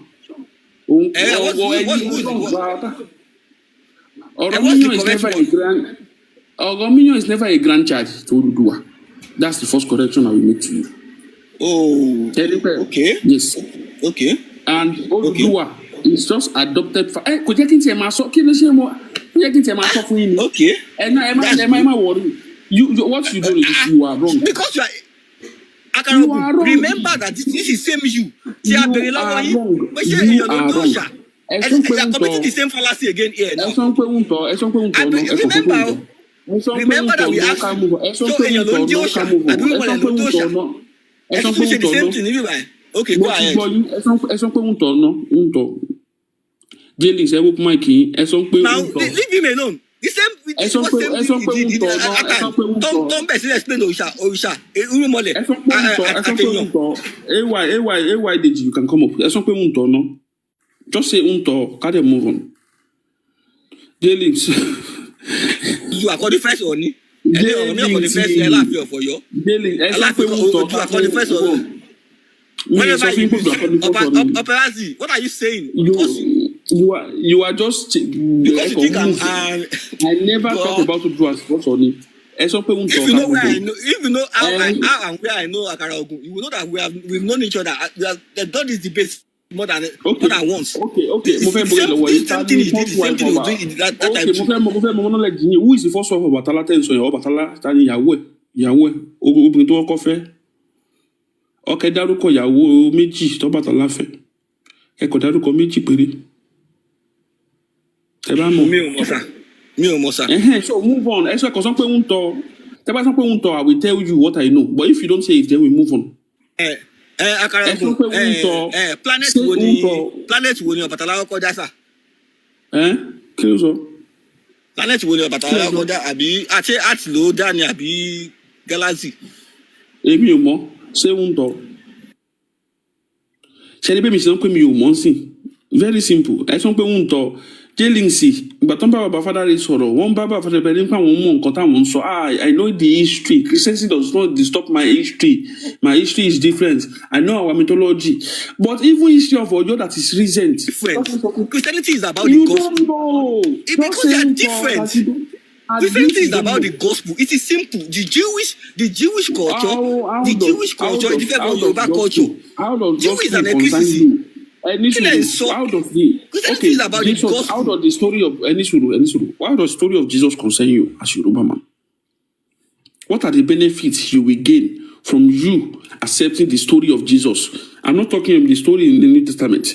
The gospel of Jesus, everything documented about Jesus. Tell me, how does it concern you as Yoruba man? And what are the observable benefits it's going to give to you as Yoruba man?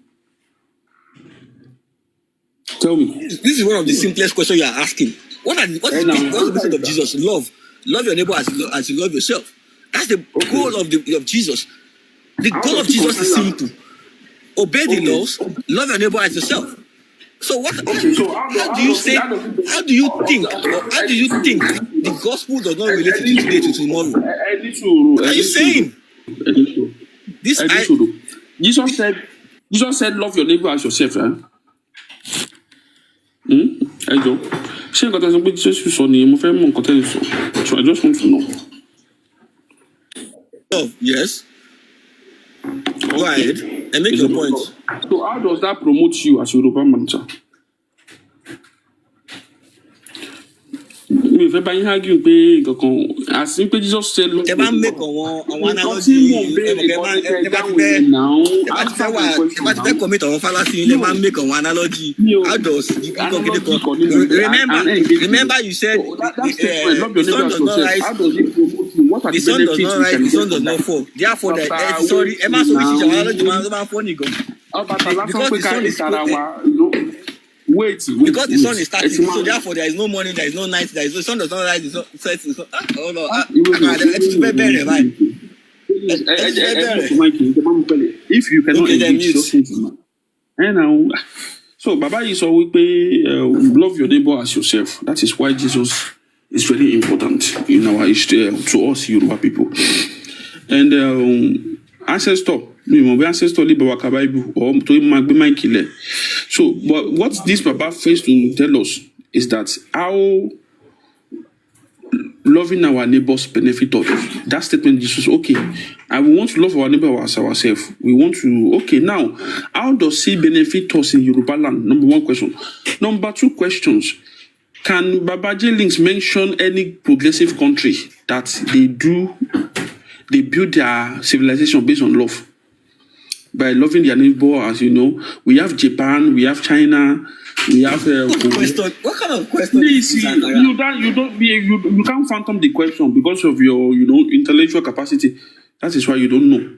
So you everything you know is inside the Bible. For me, well, everything I know is reality of what I know in the existence of humanity. So now, Baba saw no country which country was built by love and light. Every country that was built that found love and light in today's world, they are no more. The likes of Aztec, the likes of the ancient Kemet, which is called Egypt, East Africa, they were built with love and light. The ancient Sudan, the Bantu people, they accommodate. Now they are no more.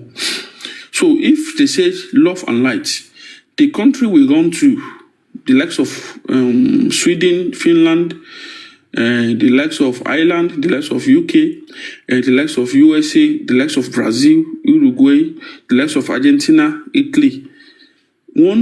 Every country you pray, that is Christians pray, that this is my prayer point, to get the visa. Oh yeah, passport yi, Jesu ba mi lepa, le molori, oh yeah, ashakalabu mi mo awon yen se. Oh yeah, gbogbo ogun bàbá ìdílé, gbogbo ogun ìdílé ìyá, gbogbo ogun ìdílé bàbá tí ó sọ wípé American embassy kò ní lẹ passport to me visa 2 days and 3 hours. Ó yá Jésù iná fo pa gbogbo village wa gbogbo ẹ̀ Jésù ó yá sọnà sí tó máa sọ pé mi ò ní rí passport UK. Ó yá sọnà sí tí passport Jésù bá ti provide the one way. Ó yá sọnà sí títàlì gbogbo àjẹ́ gbogbo ẹ̀gbọ́n mi àbúrò ẹlẹ́bọ lóògùn gbogbo tó sọ ń pàdé gba passport tẹ́ ń pé passport mi ò ní jáde ní Nigeria embassy ó yá ẹ̀pá tí mo ti dé UK gbogbo bàbá mi gbogbo ẹ̀gùn ìdílé bàbá gbogbo ogun ìdílé ìyá tó sọ pé UK ò ní fún mi ní permanent residence àbí temporary residence ó yá ẹ̀pá ẹ̀jọ̀ ẹni sùúrù náà place mo ti sọ fún yín náà mo sọ pé ṣe fẹ́ engage you said no ó yá ó yá gbogbo àwọn tó máa tún church àwọn Christian máa tún lọ church asylum àwa náà à ń church à ń já zulum kò sẹ́ni tó pass through ẹ̀ ṣé yẹ yín tó wá fẹ́ now ó yá gbogbo ogun tó máa sọ pé asylum yìí after tí mo ṣe interview tí wọ́n ní fún mi níwèé tí wọ́n ní ó yá ó yá Holy Ghost fire ó yá consume ẹ̀ go wo pa fire Joe, Jesus said, love your neighbor as yourself. In that countries, tell me which one that loved their neighbor as theirself. Just one. So, Emma Ekama Torawa, progressive nation.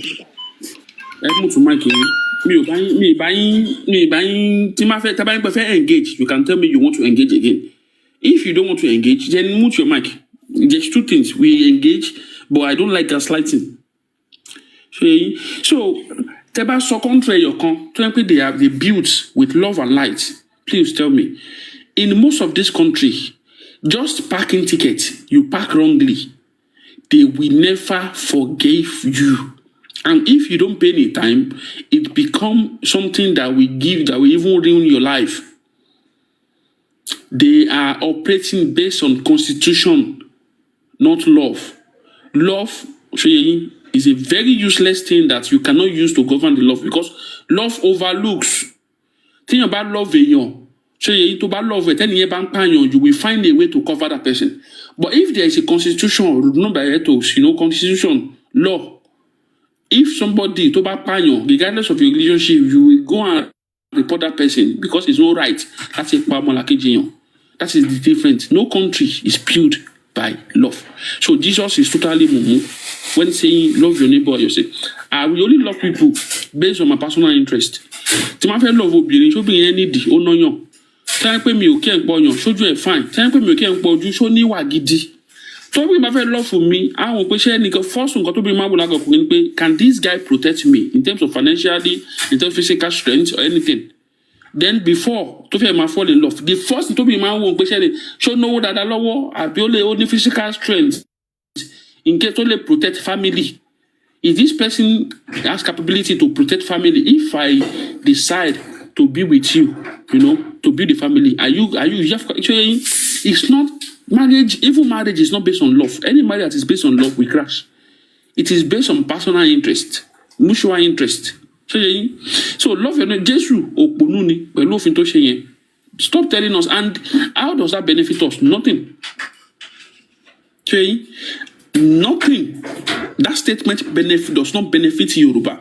So how Jesus' history is Jewish history. You cannot detach Judaism from Jesus because Jesus was called a rabbi in the Bible, New Testament.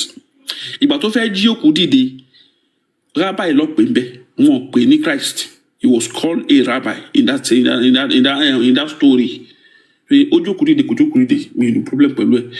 So when Jesus was called a rabbi and you are trying to detach Jesus' history from Jewish history, could make sense. Make sense. So in context, so and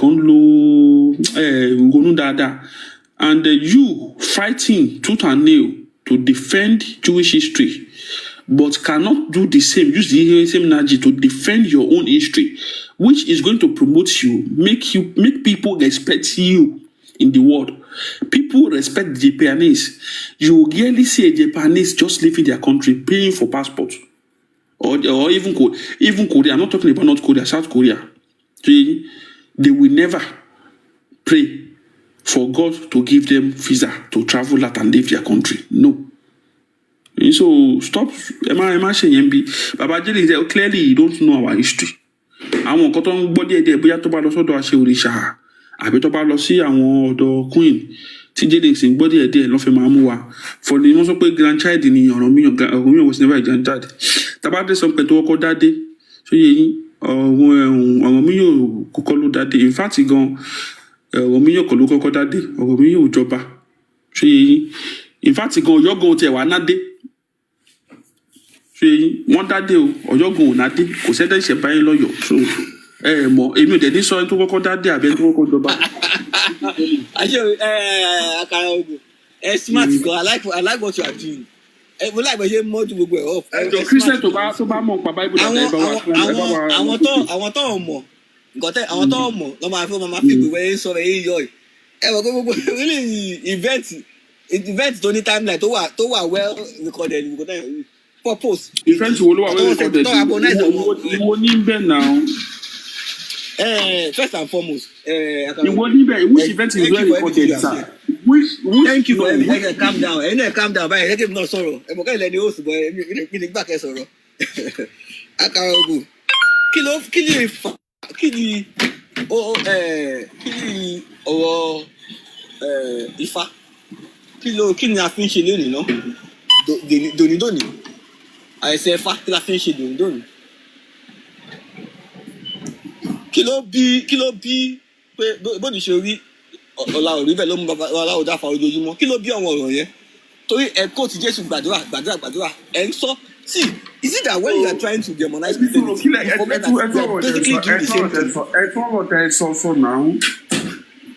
mo ti béèrè question mi. ẹsẹ̀ Ẹ̀fà tá a máa ń kà títí dòní ẹsẹ̀ Ẹ̀fà tá a ń kà títí dòní kí ló fà kí la fi ń ṣe. Èmi ò mọ̀ kátà fi ń ṣe o bóyá kẹyẹ láti mi. Good question. Kí ló bí my second question kí ló bí lónìí ṣe orí ọ̀la òrí bẹ́ẹ̀ ló ń babaláwo dá fọ ojoojúmọ́ kí ló bí. Torí pé kò sẹ́ni tó mọ̀ lánìí. So now why Where do you put your let me ask this question respectfully because I need it. You can ask anyhow. But then, no, that's not the agenda. I gotta work careful. I gotta pray. I gotta back up. But then, we are basically doing the same thing in different ways. This is what we call religion. It's a way of life. What is way of life? If I be. So how is it not our way of life again? And how did Judaism become your way of life as Yoruba person? How does what? How does Yoruba become a Kuba's way of life? This is interrelationship. It happens all over the world. There are two issues to that. How does Brazil become? You ask a question now. You say, how does Ikeshe become Cuba way of life? There are two issues to that. Part of Cuba. Actually, Brazil, they are the whole state of the one practice is there are more than 40 million people. So we are worldwide. Christian in Nigeria. Now, in the question is, why do Cuba make Isheshe their state tradition? So, number one, I want Cuba, majority of them are Yoruba. They are not ordinary people. They are our brothers, white or black, yellow or green. We are from the same ancestor. Now, how did it become Onisheshe? So, what happened is, I want Christian and I want Muslim. I want kidnap and I want so don't see back Christian. I want town of Igbo. In record, as I crowd have said, and to kidnap one. I want Christian town. I want Christian or Teru. Ṣé Christian o Teru fe Igbo? I kọ́kọ́ be proving I want Christian o were complicit in selling us, their brothers, to slave in Yoruba land. Can you prove that? Can you prove that, please?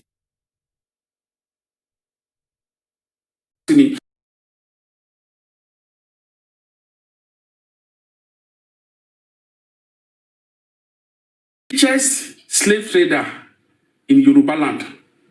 The richest slave trader in Yoruba land.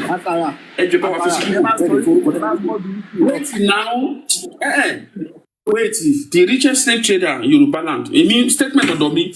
It's not meant to be derogated against somebody, a bit to diminish or maybe Kakata King assassinate Kakata anybody. Timothy proof and they send me to prison. Mute your mic. You said Christians never they never sell our brothers to slave. Àwọn Christian ló ta àwọn èèyàn fún òyìnbó tán fi kó wọn lọ sí Cuba. Àwọn táwọn onífá, táwọn olé Ògún, wọ́n táwọn sí ẹrú. Now, tẹ́ bá Google the richest slave trader in Yoruba land. Ọlọ́pàá ẹ jọ̀ọ́.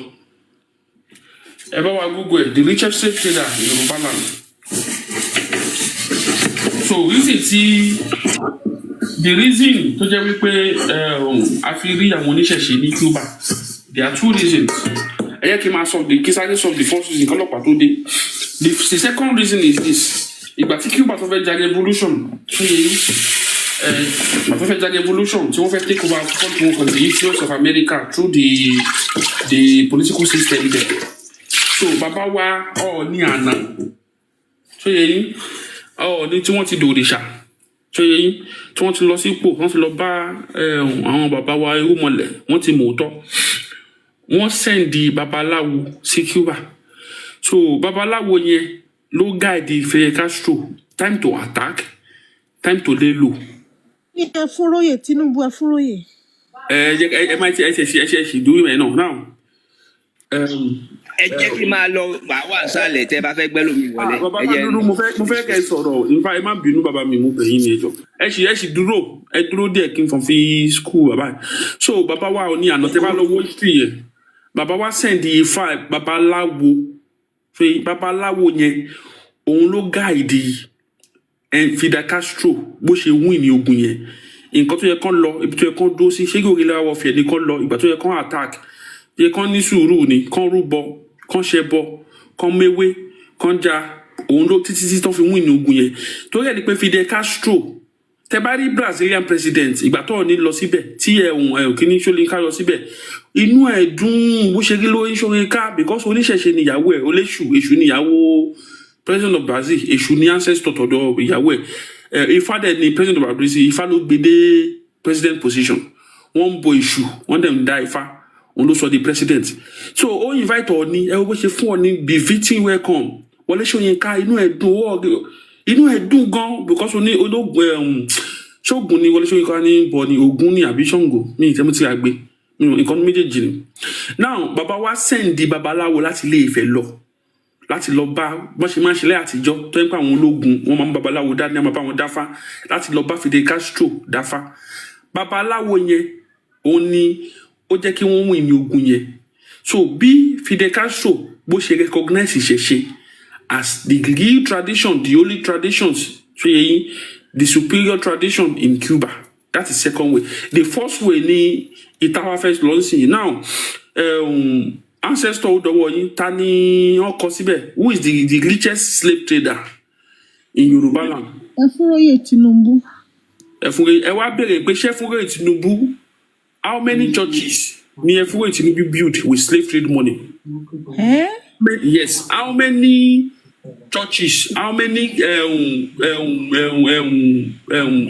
àwọn missionary how much to invest in churches how much they give them and Ẹfúnróyè Tinubu a Christian or a Muslim ẹ kọ́kọ́ pé was Ẹfúnróyè Tinubu ìṣẹ̀ṣe Christian or Muslim sínú church yìí mo fẹ́ sọ bí wọ́n ṣe ta bí nǹkan tó fà táwọn ìṣẹ̀ṣe tó fi dé Cuba tá fi ní Yorùbá tó funfun ẹ mọ̀ pé genealogy tẹ́ bá wò tí n bá bá obìnrin sùn obìnrin funfun tí n bá bí ọmọ funfun ṣé yẹ yín tí ọmọ funfun yẹn tó bá fẹ́ ní funfun ọmọ tọ́jọ́ máa bí ọmọ yẹn máa funfun ṣé yẹ yín òun lè ṣe máa rí àwọn bàbá wa bíi Sàárì Gomez àwọn kan bí ẹni tá fẹ́ gbé wá the next nínú My Journey Back ṣé yín ẹ máa ní pé àwọn náà funfun àwọn yẹn ò tiẹ̀ funfun tán wọ́n funfun gan bọ́ ọmọ èṣù ni wọ́n ṣé yín because of wọ́n ti mix ṣé yín so nǹkan tó fẹ́ wọ́n ti Yorùbá àwọn jẹ́ Yorùbá bíi dwellings lọ náà ẹ béèrè ṣé oníṣẹ̀ṣe ni Ẹfúnṣetán mùsùlùmí àbí kristẹni torí òun ló ta ẹrú jù òun ló make owó in slave trade jù in the history of our people. ẹ bá wa gbé jáde ẹ jọ ẹ má nǹkan tá à ń sọ yìí ẹ má yẹ kó jẹ́ pé a kàn máa sọ ẹ wá evidence fún ara yín. You are a terrible historian. The way you narrate very terrible. I'm not a good narrator. First and foremost. Now, any sùúrù. I will quote live Okay, ask a straight question. Ẹfúnṣetán. Any sùúrù now. No, Ẹfúnṣetán is he a Christian or a Muslim or oníṣẹ̀ṣe? I want you to answer the question directly before àwọn èèyàn gbé jáde. Ṣé Ẹfúnṣetán àbí Tinubu? Ẹfúnróyè I mean. Ẹfúnróyè àti Ẹfúnṣetán they are two different people. Sorry, Ẹfúnróyè ni mo fẹ́ sọ. Wait, kẹ́tọ́ sọ Ẹfúnróyè ẹ sọ pa Ẹfúnṣetán. Ṣé Kristẹni ni àbí Mùsùlùmí? Kẹ́tọ́ sọ pa Ẹfúnróyè ẹ sọ pa Ẹfúnṣetán. Ẹni sùúrù ẹfẹ Ẹfúnṣetán lẹ mo ṣe mistake ni ẹ má bínú mo sọ pé mo ní problem pẹ̀lú speech sentencing fún yẹn. Mo sọ fún yín pé. Ẹni sùúrù mo sọ pé mo ní problem pẹ̀lú ẹ kò mi ò ní problem ẹ̀yin ṣe Ẹfúnróyè yẹn madam Ẹfúnróyè ṣe Kristẹni ni ṣé onífá ni àbólógún àbí Mùsùlùmí. Wọ́n ní Kristẹni combat owó ẹrú yẹn ẹ béèrè pé owó ẹrú àwọn ẹmú tó máa kì í náà ẹmú tó máa kì í ẹ ti ń lu lẹ̀lẹ̀ ṣe ń fún náà ẹ wá béèrè pé owó ẹrú tó kó níbo ló ná most of owó ẹrú yẹn sí jù Ẹfúnróyè spend her money in missionaries house than anything than developing Yoruba nations or anywhere. Most of it to invest owó sí are in pastors in mission house. So now you ask how did our people become oníṣẹ̀ṣe in Cuba? It's because Madam Ẹfúnróyè Tinubu, which is a Christian, sold them to slavery. That is my answer to you. And the second one is bàbá wa tí wọ́n ti di àgbà fún wa tán ti dòrìṣà tán ti lọ sí ibi tágbà rè tó jẹ́ wípé a máa rántí wọn àwọn ọmọ a máa sọ̀tọ̀ wọn àwọn nǹkan tó ń ṣe ribiribi fún àwọn ọmọ wa tó máa wá àwọn oníṣẹ̀ṣe àdé ní ìtàn ò lè parẹ́ torí pé àwọn ní bí olórí fún wa wọ́n lè ti lọ bá àwọn bàbá wọn tí wọ́n rán babaláwo lọ bá Fidel Castro láti jẹ́ kí wọ́n win ní ogun. Òun ní ìṣẹ̀ṣe tó ṣe gbilẹ̀ dáadáa sí ìgbà tí Fidel Castro gba ìjọba ló wá fi sọ pé Ifá yìí rárá o lè fi rí onífá bó ṣe pọ̀ ní Cuba àwọn eléṣù wọ́n ṣe pọ̀ ní Cuba so history méjèèjì tí wọ́n fi di oníṣẹ̀ṣe nìyẹn so yẹyin now ẹ wá debunk mi pé Ẹfúnróyè kọ́ ló ní owó jù nínú àwọn tó tẹnulẹ̀ Yorùbá àti pé Ẹfúnróyè bíyá mùsùlùmí ni àbò oníṣẹ̀ṣe wọ́n ṣe Christian àti pé Ẹfúnróyè kò ta èèyàn kò ta àwọn bàbá wa àwọn ìyá wa fún ìbò ó yá ẹ debunk ẹ jẹ́ kí n mú tuma máa fún 20 minutes kẹfì debunk ẹ. gbogbo àwọn èèyàn wa tó wà lórí platform lórí ìkànnì yìí máa ń sọ Yorùbá ẹ má bínú pé kò dá gájíà mo fẹ́ máa fi bú mi náà ni thank God ó sì náà gbọ́ yóò bàtàrà náà àwọn náà ṣe gbogbo ẹ̀ wọ́n gbọ́ ìmọ̀ra wọn ọlọ́ọ̀dì kọ́ bá mi pẹ̀lú yẹn. Now first and foremost Ọláyíwà Sàbí sọ̀rọ̀ kan mo máa ti sọ màá tún sọ mo fẹ́ kí wọ́n ti sọ ni màá sọ only with just enough bias you will find the narrative you are looking for. First and foremost kátó ṣé ètò ẹrú ṣé ìgbà tí orí ẹfún èrò ti bẹ̀rẹ̀ number one ṣé ní ilẹ̀ Yorùbá tó pé mo ìwà yìí ẹ gbọ́ gbogbo ata ń gbọ́ mi ẹ jọ̀ọ́ o mi ò ní tẹ ẹnu àtẹ́bọ ìlú ìṣẹ̀ṣe o mi dẹ̀ ń tẹ ìlú àtẹ́bọ orísun wa so pé mo ń dárúkọ òwò ẹrú mi fi tánìṣì méjì wa mi fi disrespect wa à ń sọ gẹ́gẹ́ bí ìmọ̀ ni thank you mi fẹ́ kẹ́ni kankan tó gbọ́rọ̀ mi kó gbọ́ kó di pé kìíní. I'm ready to minute to 5 minutes. Calm down now, Baba. This will so go topic o. I'm ready to 5 minutes. Any sùúrù now, Baba.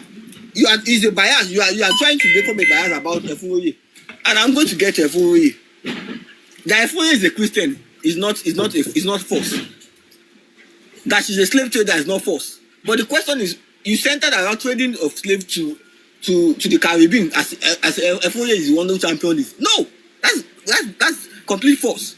She's not even the first trader. Again, nígbà tí àwọn Lekki Portuguese wà tó ń kó ọ̀rẹ́ lọ sí Atlantic ṣé gbogbo ìjọra wọn ni. Again, lóòótọ́ èmi tí mò ń bu àkàrà ògùn pé is a very terrible historian. Ọ̀rọ̀ issue lọ sí Caribbean. Èmi náà rò pé mi ṣe onímọ̀ ìjìnlẹ̀ nínú orí ẹ̀. Ṣùgbọ́n kí ni mo fẹ́ sọ? Owó ẹrú ní ṣíṣe owó ara ìṣẹ̀ṣe wa ni ó wà Ifá ó wà nínú ẹrú gbogbo ẹ̀ bẹ́ẹ̀. Now wọ́n ti ń ṣe àti ń ta ẹrú ìgbà táwọn Pọtugídé tí gbogbo àwọn òyìnbó dé wọ́n kó ẹrú abẹ̀sí ń tó owó ẹrú bọ́yẹ̀ ń ṣe ní orílẹ̀-èdè jájá ògbógbó wọ́n ṣe ní orílẹ̀-èdè Nàìjíríà àti ìdí Nàìjíríà nígbà yẹn bọ̀ gẹ́gẹ́ bí point mo tó àti make. Now láti demonize Christianity alàgbà àkàrà ògùn wọn ní pé Ẹfúnróyè lọ́tọ̀ọ̀tọ̀ Ẹfúnróyè ẹ̀wọ̀ ewu ló ń ṣe àkùnrin tó bá ágì yẹn but kí ló kan ẹ̀sìn tó ń ṣe. àkàrà ògùn wọn ní àkùnrin tó bá ágì yẹn but kí tí a ti make yẹn irọ́ nìyẹn it's just like you are saying Abacha gbogbo wọn tó ṣe Ọbásanjọ́ tó kọ́ láìbùrì ẹ̀sìn tó ṣe lọ́jọ́ kò fi kọ́ láìbùrì gbogbo ṣe bẹ́ẹ̀ tì yẹn tó fẹ́ tọ́ àwọn èèyàn ni owó ẹrú ló ń ṣe owó ẹrú làwọn bàbá wa ṣe iṣẹ́ oko iṣẹ́ àgbẹ̀ làwọn bàbá wa ṣe owó ẹrú náà wà ń bẹ owó ẹrú ló ń ṣe gbogbo kíní yẹn bàtà àwọn òyìnbó dé kí ni wọ́n convince àwọn èèyàn wa wọ́n bẹ̀ sí ń ta ẹrú it has nothing to do with Christianity again they are Christians àwọn tó jẹ́ Christian láàrin wọn wà láàrin wọn àwọn tó jẹ́ Christian wà láàrin wọn tí wọ́n fi Christian tó wà lẹ́rú irọ́ nìyẹn. James, tell me any babaláwo that told slave to white person and give me name.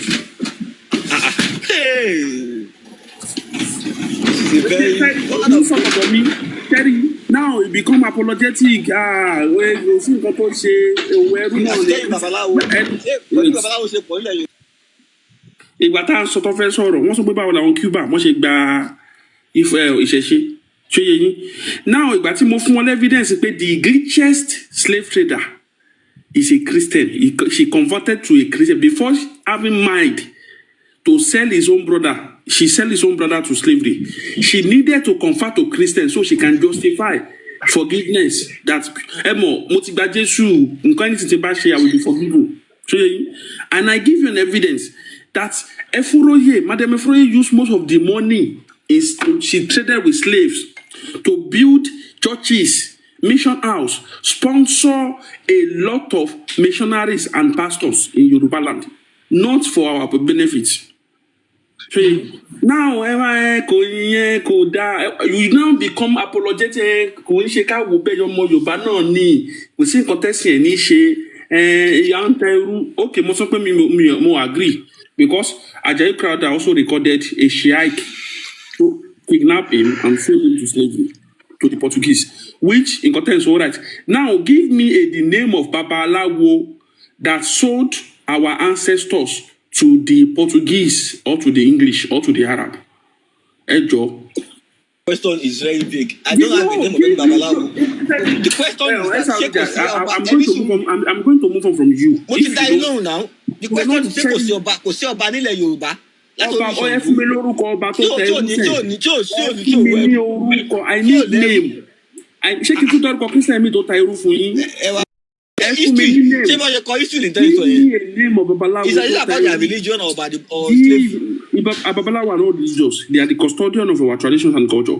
Give me Babalawo tó ta àwọn ọmọ ìyá wa sẹ́rú àwọn bàbá wa. Give me one, just name. I give Efinwere, and Efinwere was a billionaire. And billionaire tó bí kan pé ó ta àwọn èèyàn wa sẹ́rú. Foremost, kí ló kan owó ẹrú? Give me a name. Ẹrú gbogbo àti ìṣọ̀bá yìí láti ń ṣòwò ẹrú. No, kò sí àǹtá ẹrú. Give me Sherry, you are not giving me proof. Me, I'm giving you proof. Give me a proof. What did you give me?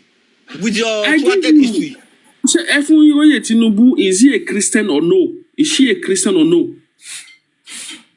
What proof makes you say that she's the one that thwarted or no? Is she a Christian or no? Did she use the money in selling our ancestors to big churches? Yes or no? Did Efunyoye claim slavery? You're trying to deceive people. I'm not deceiving people. Did she use the money to build churches and sponsor mission houses in Yoruba land? Yes or no? Business. Is slavery not a business? Selling our ancestors, selling your own ancestors. So our Christian, the purpose of Christianity in Yoruba land is to sell our ancestors to slavery because it's just a business. So, if the of doing the same thing, it's going to be just a business to you. Selling your own brother, not even outside your own brothers, your own family members to slavery. So it's just a business. Name one Oba. Name one person. I will go back to the Saudi guy. I think you know. I should name one person. Yes. Èmi ìgbà tẹ́ ẹ̀ bèèrè lọ́wọ́ mi mo ní mo ṣe Efunyoye nìkan ló ta ẹrú ni tóun ló bẹ̀rẹ̀ owó ẹrú. Abbas tẹ ẹrú. Abbas was a rich slave trader. ṣe yẹn ẹ̀yà give me you said àwọn bàbá wa ń tẹ ẹrú mo dẹ̀ sọ pé fún mi lórúkọ babaláwo kan àbọ̀bá kan. Give me a name. Ṣé Efunyoye ni first person tó ta ẹrú? Name give me a name. Babaláwo tó ta tó ta wọn. Go and Google now. Don't you have Google? Google. Hey, Joe, mute your mic. I want to go to Shari guy. Hey, Shari guy, brother, what's up? It's been a long time now. Where have you been? Hey, I want to say, Mr. Ladi, Master Time. You want to come and bring people up?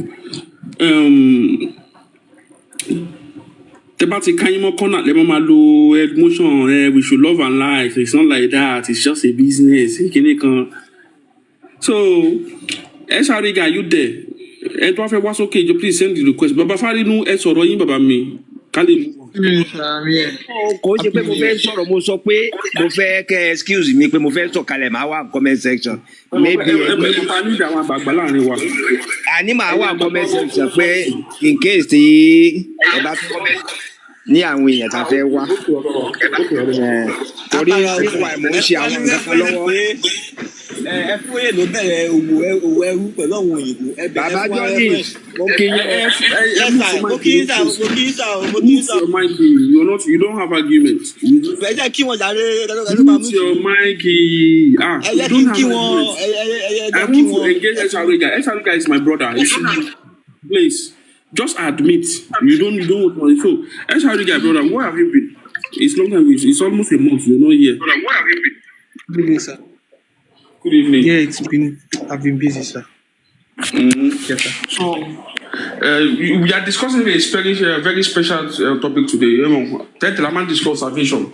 Now we are discussing missionary of slave and the benefit of missionaries in our land.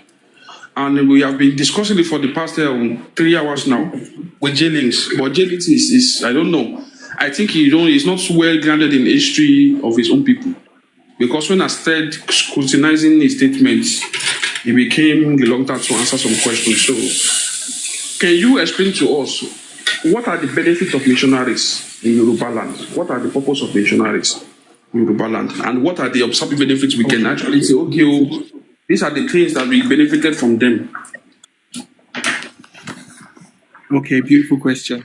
So, you said Yoruba land, and I'll be speaking using Yoruba as our case study. Now, we all know as Nigerians, we know that the Yorubas are like one of the elite when it comes to those that have actually gone through the 4 walls of the university or education at large. So the Yorubas, they prioritize education a lot. They love to, as at 10 years ago in Ekiti State, they said any village you go, you see a PhD holder.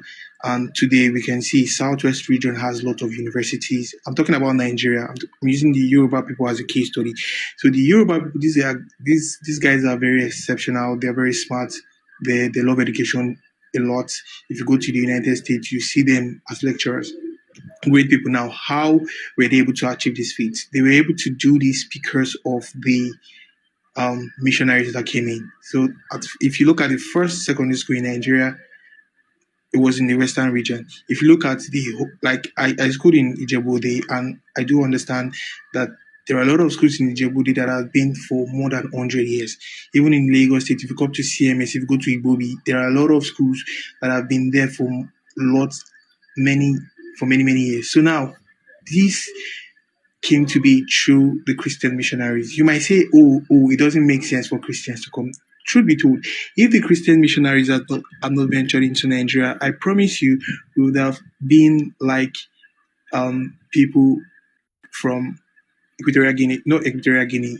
I'm talking about the Aborigines of Australia. Without education, how do you expect people to be smart? Without education, how do you expect people to be wise? So Nigerians, especially the Yoruba people, would have been like the Aborigines of Australia. But when the Westerners came, when they came through education, they were able to infiltrate our hearts. They were able to infiltrate our families through education. They taught us, and then they started preaching Christ to us. So, the upside of Christianity on the Yoruba people is so tremendous. Without the Christian missionaries, the Yoruba people would have been cavemen. The Yoruba women would have been cave women. We would have been worse than I don't want to compare us with anybody. But when they came in, they introduced Christianity. Now, even if you look at the statistics, numbers don't lie. As of today in Nigeria, the most learned set of humans, even in the continent, the most learned set of peoples, rather, in Africa are Christians. I repeat, the most learned individuals in Africa are Christians. So in Christianity believes in knowledge. Christianity believes in passing the torch down to the next generation. What I know, I will teach, so that the people coming. Can you hear me, sir? I don't know if I've been talking to myself.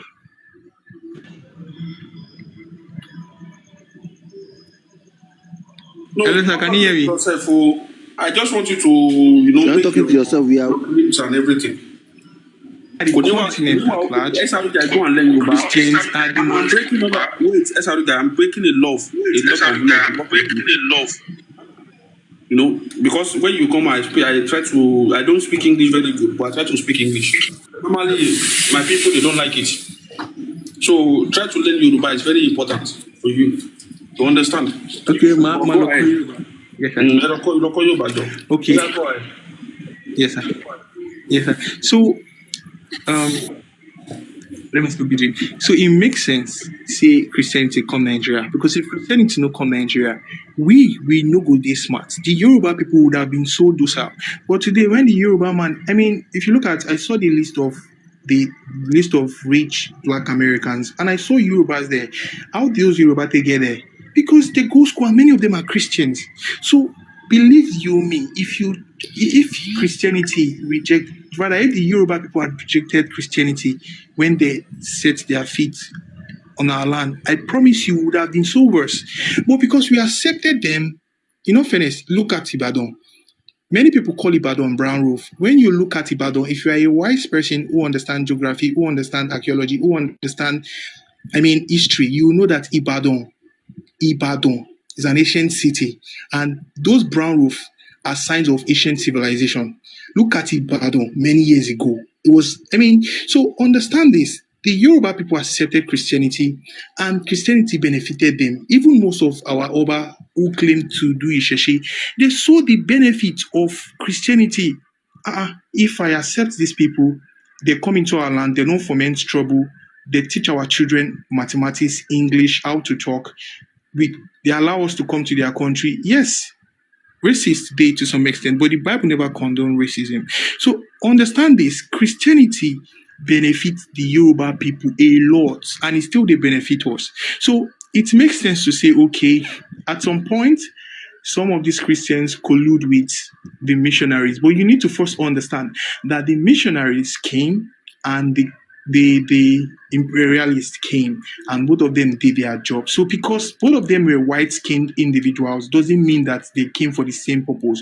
The white man come preach Christ. The other white man come enslave us, come carry our resources. So understand this and don't just bring everything together and say, hey, provided they are white people, provided they are from the West, they came to our land to siphon every of our treasuries. I think that is outrightly wrong. We all know missionaries who came. Imagine what was going on in Calabar, in Cross River State. We heard the story of how Mary Slessor stopped the unaliving of twins. We know the story of how lots and lot of Christian missionaries came into our land and they were able to help society. You are repeating yourself. You make some points. For the ignorant. So Hello, good evening, everyone. Let's switch it to engagement. Amor, we come to Agutoni Aberu. Amor, Agutoni Aberu. Amor, please, if you can answer, if you can answer. So, Big Joe, say one bit. Big Joe. Ṣé Big Joe wà ńbẹ̀ nǹkan tẹ́ ń jẹ nǹkan tẹ́ láìkì lọ la gbédè yìí ó yá engage SRE guy. Aguton. I said I'm an Aguton, so listen to me, please. Aguton ni okay ẹ ṣeun gan. Big Joe. All right. Let me just say this before Amor, we will come to you. Give me 1 minute. No. We don't want to. No, wait now. Just mute your mic. You are here. Nobody will move you down. Then we come back to you, brother. Okay. Now, the Big Joe. So before you even ask. No, I just want to know if you're a Christian, so we don't want to put other person, just Christian help. So Big Joe, okay, Big Joe will engage. Now let me I don't know, Olopa, do you want to engage him? Yeah, I actually want to ask a quick question, sir. Okay, Olopa, engage SRE. Could I put you on the base screen, Olopa? What?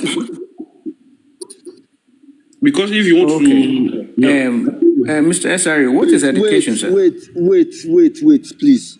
Sorry, don't move anybody to the big screen yet. I want you to maintain the big screen for the meantime. Let him talk the same. Amor, are you here as a guest or are you here as the host? I don't understand you. Amor, please mute your mic. I said I want to put somebody in the big screen. In my own life, you're telling me not to put... Just mute your mic. Mute my mic. I already mute my mic. But we will come to you. So, Olopa, go ahead, please. Olopa and Esaduga, please go ahead. Olopa Osimben. Yes, sir. Thank you, sir. Mr. SRU, guys. I asked. Mo sorry, sir. Okay. I can hear you. Kini definition of education, sir? So education is of two sides. We have formal education and we have informal education. Formal education simply means you can read, write, and at least you can communicate. Provided the other party can understand what you're saying, you're communicating. So that's a form of education. The other form of education is informal education, when you learn a trade. So basically, these are the two forms.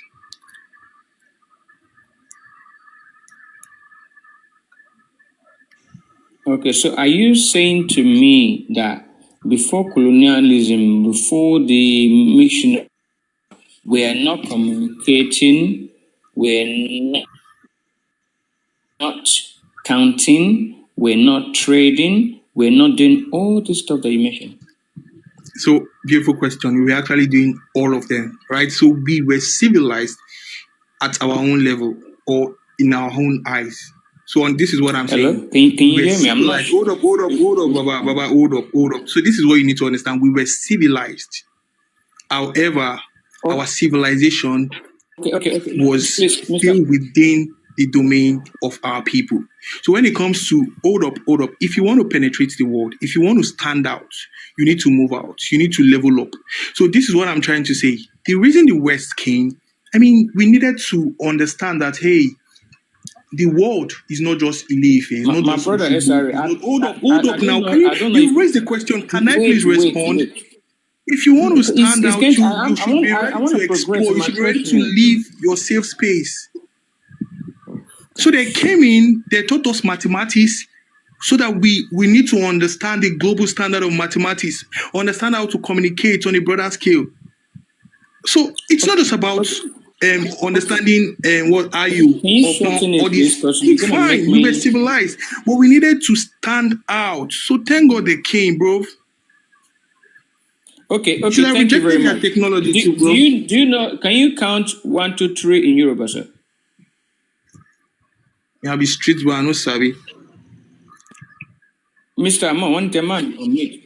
On the man on mute. Wait, you are not giving him the chance to express. Kilo man in your field in the 5 minutes expressing question you're not giving him chances. Hey, I'm a Shiba now. Mr. SRE guy, if I'm not gonna say I'm fluent in Yoruba as well like that, so I think pretty much I won't say I'm not Yoruba, but if you understand Yoruba properly, if you can count our numbers, you will understand it's pure mathematics. Okay. Do you understand? That's number one. You're very, very correct, and that is why I want to debunk. Amor, please, just calm down, please. Calm down, sir. You're going to speak. Just allow him to talk, I beg. So, you want to debunk what, sir? He will debunk you now, steady. What? Go ahead, please. Start debunking now, my brother. No, now, you want me to respond, right? Well, Amor will want to respond. But they muted him. So you go ahead and speak. Yeah, I've read. I mean, you said, because this is my problem with I'm not gonna say people like you, because I swear down, I was in your shoe a couple of years ago. I can. I'm sorry, you were never. I appreciate if you will bring me on board. So immediately it's after, nice before anybody for you talks. to now have all these things, but you have no little knowledge about your own history, because everything you're saying is just pure crap. Can you be constructive enough? Can you be constructive enough to tell me the trash I've said so far? Be constructive. Don't just try to hint me. You said the missionary. I mean, this are just the basic things. The missionary came. They gave us education. If we go into the southern thing, they give us Yoruba, Western education. Yeah. Wait. The Yoruba, you give them accolade because they're the one that they give us. Western Wait, education. let me talk The Yoruba now. education would have. Let me talk, please, I beg. So you said all this thing, and I was listening, yeah, and I listened properly, and everything that you said is just not what is. I mean, it's not just it, because we have all these things. So what is the essence of that missionaries? What is the point of that education that they're bringing to us? Are they teaching us to liberate us? Are they teaching us to enslave us? You have to look at in these things. Do you understand? You Do you cannot know why I just think you're not communicating and constructive, brother? I think you're not communicating and constructive. One, you should be constructive. It's my argument in the head, right? So I stated that the missionary came and they gave us Western education. And today we are boldly using the Western education we've gotten from them to thrive in various aspects of life. The man that owned Calendly is a Nigerian guy. The man that owned Jeep is a Nigerian guy. I mean, there are a lot of great organizations out there that are pioneers by the Yoruba people. So they learned Western education, and today they are taking a very giant strand in life. So this is what I'm saying. What has I'm a Yoruba guy. I'm from Ile-Ife. I'm from Ile-Ife, but I still visited Ile-Ife last month. So this is what you need to understand. So the education of the Yoruba people, can you please mention 2 strands that it was used to accomplish, or that it was used to, that it gave to humanity? I would like to know. I want to learn. Just tell me 2 educational. Tell me the education of the Yoruba people, how it was used to benefit the world. I just want to know. Now, Len, I want to know. Let me come in now. Let me come in. We pay SRD there. A lot of people ask a question. I can come in. Come in. Don't allow other people. I study a lot of more. Me like. So everybody that know me, I don't like to go personal. Please, just set the finish more. How the guy wait? How the guy wait? I was trying to say some certain things. How the guy wait? Chamo ti bo finish Risha. Abi aro option ti bimo because it's acting like in fact you go. I don't even understand. I don't mean go. You just. I mean, get on my nose, to be sincere. A lot of checking, coming back, take care of that. To be honest, I would love you to come in, but I just want to say Olokpa, you are an Olokpa, so you should be constructive enough when it comes to arguments. My brother, don't go personal, please. I beg of you. SRE guy, I'm not attacking your personality. I'm actually. You know what? I've seen you on this platform a lot, and I see how you argue.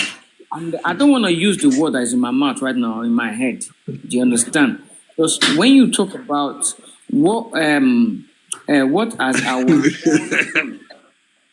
done to the world, it just does not make sense. I'm sorry. So there was something I want to say to you, but I will let Akarogun take the side of coming in this area, but I will come back to you.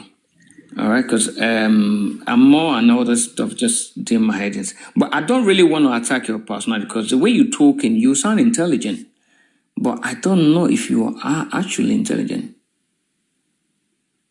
You know, so I'm not gonna go too far, but I will let Akarogun enter because sometimes to debate is not actually. I mean, we can all see A, and then you might be seeing Z. So it's as simple. Are you talking about missionary? Thank you, now let's go. Let's start again. Your argument. Are you talking about all the education? You know, or what are you talking? What is the center of your argument? Irọ́ mi, mo fẹ́ kàn chip in ní kankan kẹ́ tó engage ẹ̀ ni. On the basis of Missionary Building School, ẹjọ́ ẹ bá wa bí the SR guy. I'm a Amadebe, first primary school don build. Your voice is very faint, sir. That's all right, okay, sir. Amadebe. Schools don't build the school, but Amadebe. Let's have a guy. What's your argument? We said benefit of missionaries, and what's your argument? Yes, sir. Yes, sir. So, sir, this is what I'm trying to say. What are you trying to say? Sir, this is what I'm trying to say.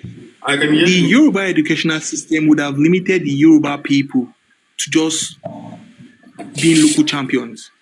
But the Western educational system helped us to rise above our base desires of sitting in our domain, studying Ifa, studying local things.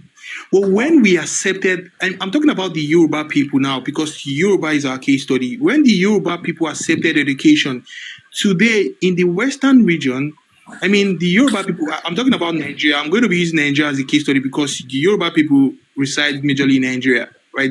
Yes, they're in different countries also, but they reside majorly in Nigeria. The Southwestern region has the biggest economy in Nigeria, right? The Southwestern region in the 70s, in the 60s, I mean, they had thriving economies. Now, why did all this happen? Because they opened their region for these guys, I mean the Westerners, to come in to invest. The Yoruba people sell their land to strangers. Come in and invest. Allow people to come in. Sir, hold up, sir. Hold up. So when it comes to education also, the Yoruba accepted Western... If you are adding the topic, please stay on that topic. You said education, and you said... Sir, I need to explain. You said if not because of the centralized educational system they brought, we will be local champion. That's your statement, right? Is that right? Yes or no? Sir, can you please reiterate? I'm so sorry. I don't want stories. I want us to focus on one thing, then we move on and we conclude on it and we move on. Not like, so continue that story. So, sir, here is what I'm trying to say. The Yoruba people would have been local champions if they had not accepted the Western education given to them by the Westerners. Now, when the Yorubas accepted the Western education given to them by the Westerners, the region... I don't know. They had brilliant-minded individuals. Let's start on that statement. You said we will have been local champions if we... Yes, now we will be local champions. So, okay, I understand you. Before the European come to our land, yes. Can you mention one or two empires in our land? That is the local champion I was referring to. Oyo Empire, local champion. And your empire were right before the Western people come, right? Yes, now Oyo Empire has always been there. It extended to. If I ask you a question, to Ghana. Okay, what about Ile-Ife? I'm Ife boy. Ife Ile-Ife Empire. No, there was no empire like Ile-Ife Empire. Ife was just a very big city. Like Ile-Ife Empire. Okay, but no, there was never an empire called Ile-Ife Empire. Yes, Ife was a thriving city. Ife was actually referred. I'll be Ife boy, and I will tell you Ife story. Right? So Ife was actually. You don't know what Ife is. Oyo is even Ife, but I'm not coming. It's not perfect. Yes, Oyo is Ife. Owu was an empire before Oyo, so. And normally I don't agree on the word empire. Normally, according to me, but for the argument's sake, what you said, we said there is Owu, there's Oyo. That is regarded in a lot of our scholarly works as an empire. And Ile-Ife, they have so much power that they will send a king to go and govern another ethnicity. They span to the present day Sudan. And that has debunked you that educational system of the colonial people would have been a local people. No, you need to understand what I'm saying. No, wait now. No, wait. In a lot of scholarly works, even Aristotle mentioned Ile-Ife in his work, how great Ile-Ife was. Now, I don't want to argue on how great Ile-Ife was, how bad Ile-Ife was. I want to argue on Western education. So, let's talk about Western education. So Western education is a written form of education. They define what education is by written knowledge, Now, if you want to call this a Western education, that means the foundation of that written knowledge is supposed to come from the Western world. Can you prove to me written knowledge started from Europe? Jotting a book down, writing a book down, writing something down. Nope. Yes. Nope. So where does it? No, now written knowledge. The purpose of education and is different from writing something down. You know, the purpose of writing things down is not to forget. You can easily, if you forget, you can easily go back and remember. Right now, so before we say Western education is good, Bible, they brought the Bible to us, and the foundation of Bible is written knowledge. They said it's only book. Now that foundation of writing something down, you know, does it come from their tradition or their discovery or their scientists? It has always been there. It has always been there. Can you prove that? Can you prove that? Been there? Who are the owners of that knowledge? We are the Kemets. I mean, the Ethiopia. Ethiopia means people of born face or people of dark skin. These guys have always been there. They were. So we can. There were a lot of legends. So there were a lot of legends. If you define education actually according to Western ways, means writing something down. Basically. No, I explained that education is in two forms, sir. We have the formal kind of education and the informal kind of education. Is and when you want to no, sir. Let's talk about you are able to do. Oh yeah, let's talk about formal. Wait, they brought formal kind of education. They don't brought informal. I don't argue with you. Me, I don't like argument too much. They brought it to us, right? And they taught us how to write. Now that's writing. The foundation of that writing something down. Is it from their tradition? Is it their knowledge? Was it invented by their ancestor? Where is it from? Are they the owner? Because, you know, if I tell you, if I brought something, if we bring Ifa to Europe, Ifa is our tradition. Ifa is what we know. If you say that people should educate, we should be educated in the Ifa way. Now, we are the owner of Ifa. Nobody taught us Ifa. Our ancestor did. Now, let's talk about the Western people, the mission that brought the written knowledge to us. Are they the owner of that written knowledge? Writing something in paper, invention of paper, invention of pen, ink, are they the owner? Oh yeah, nice guy. You don't jam. Sir. Come now. You are hiding intellectually and jam. I know jam. And now, sir, actually, no. Did they store that knowledge? Are they the owner? I explained. Okay, let me. Now, it's so simple. Sir, can I please respond? Oh yeah, respond. When it comes to knowledge, sir, when it comes to knowledge, just like in every community of nation, one nation stands out. In every classroom, you're going to have a class captain. In every boat, you have a captain. So understand that when it comes to knowledge, people pass down knowledge to different generations. So people will go on the study on other people's culture, on the study other languages, on the study things in order for them to get knowledge regarding that particular subject matter. So this is what I'm trying to say. People keep studying. Well, this is what I'm trying to say. Please understand.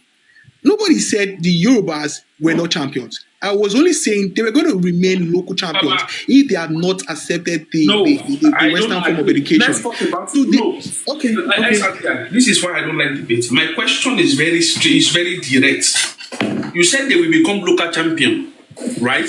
I didn't argue with you. I didn't say no. My own is I'm arguing against that statement without emotions. Before people can claim a knowledge and the controller of that knowledge, contra genera, that means I can proudly say to you 101% that we, the descendants of Egumole, are the owner, intellectual property, the origin, the foundation, the findings, the research of Ifa. You understand? And wherever if we said, okay, maybe UK are not well civilized, and we bring Ifa to civilize them, that knowledge comes from us. Now, let's talk around. Let me tell you, the ink. Wait now, that's not what the ink that was used in writing, the paper, and even the writing knowledge. Does it come from Europe, or does it come from UK? Let me just use UK because Europe is different from UK. Where does it come from? Does it come from them or did this thing? What is that just technology? What is that technology that Okay, they relate over time? I mean, I don't know. Where is I it have to from, have my Baba? own Just tell me, where is it from? Where is it from? Just, if you don't know, say you don't know and say Unto, then we move on. We don't stay on that. Oh, I don't know. But I can go look it up. I don't know. Okay, say Unto. Yes, sir. Say Unto. Unto. Thank you so much. Unto. Now, Olopa, can you put in your Google who invented paper? The who invented paper? No, those research. Let me just come up now. Let's do the research. Okay, I think I have to go to Amon. I think he has a lot of things to say. But wait, who invented paper? Put it on the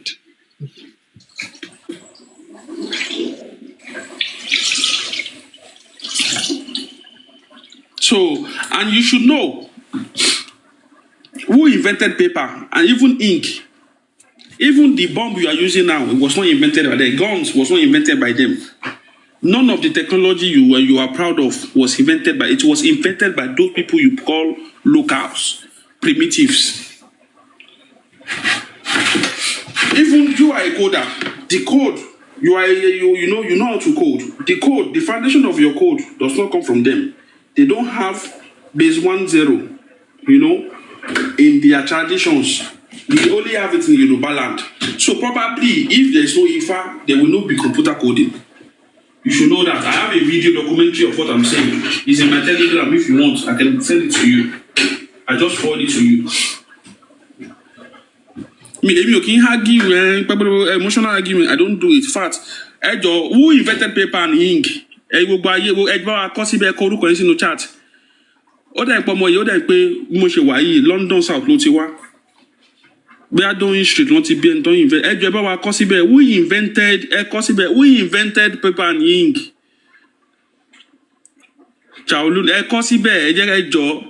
Invent paper and ink. So, and now, number one, another second is you should know this. Chinese was colonized before us. They invaded Chinese before us. They stole written knowledge from Chinese and brought it to Yoruba land. So, lay your argument now. So, without missionary in Chinese, would they even know anything about writing knowledge? Number one. Number two,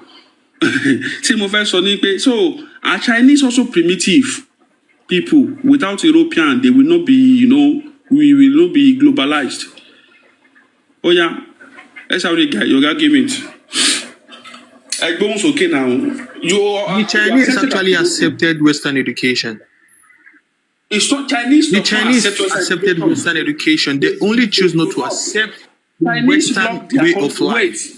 No, they do not. Should we start talking about it, sir? Should we go back to Chairman Mao? Should we talk about you said we are primitive people and the missionary brought it for us, and I give an evidence that missionaries stole it knowledge from the Chinese when they were there, because they were there before they come to us and they brought it to us. They are not the owner. Now, are Chinese primitive people? You don't have arguments. Explain this, that ordinarily, if you should travel to a place, you understand. What did I understand? Who invented paper and pen? The written knowledge is in the first scrolls was from Egypt, Sumerian text in Iraq. Sumerian text is any written from it was written in a stone or so. History. They said that is what they said. It's in Iraq, to present day Iraq. So the Epic of Gilgamesh. It was present day Iraq. Now, the missionary were there too. That is the first written knowledge that is recorded in any history. Epic of Gilgamesh. It is not from Europe, and even they say people of Gilgamesh they just made it up. But what is known is the Kemet, the Egypt, writing, drawing in the wall. They don't write in papers. Scrolls. Now, who invented papers? They are also primitive people, according to you. Are Chinese. They invented paper and pen. So, are they primitive people? Just state your argument. Let us go move forward. If you can't state anything, just say Unto, then we move to your second point. sorry, guy. Say then we move to second point. Sir, can you hear me? But don't gaslight me. I'm going to respond. Should you want me to speak? Respond. I'm not going to gaslight you. I'm not going to gaslight you. This is what I need you to understand. That you know something doesn't mean you can't be a local champion at what you know very well. You can be a local champion being the best footballer. I mean, in your street, you can be the best footballer. That doesn't mean say you know be local champion. There are places, should you go there, they will bench you. You won't play there. So this is what I'm trying to explain. That these people, yes, they are their technology. They are their technology within their boundaries. But should they move outside of their boundaries, they become local champion. Now, as of today, paper and pen is not relevant. There are organizations that don't use paper and pen. It's great. It used to be very good. I mean, in organizations, in schools. But today, hold up, sir. But today, you definitely don't need them. So this is what I'm saying. Can you just allow me to speak? This is what I'm trying to say. Everything you have is great, but you should learn to understudy and accept people that you think or that might be better than you. Accept what they know, understudy them, learn from them, and grow. If you choose to accept only what you have, you will become local champion. You're gonna go into extinction. You will deplete in your ramification. So it's best for you to accept things. It's like technology. Sir, it's like technology. There is what they call iterative development. Every product will be developed in the coming years are always better than the previous years. You are preaching. You're not talking to the topic. Based on formal education, definition of formal education, are Europe local champion before they met the Chinese?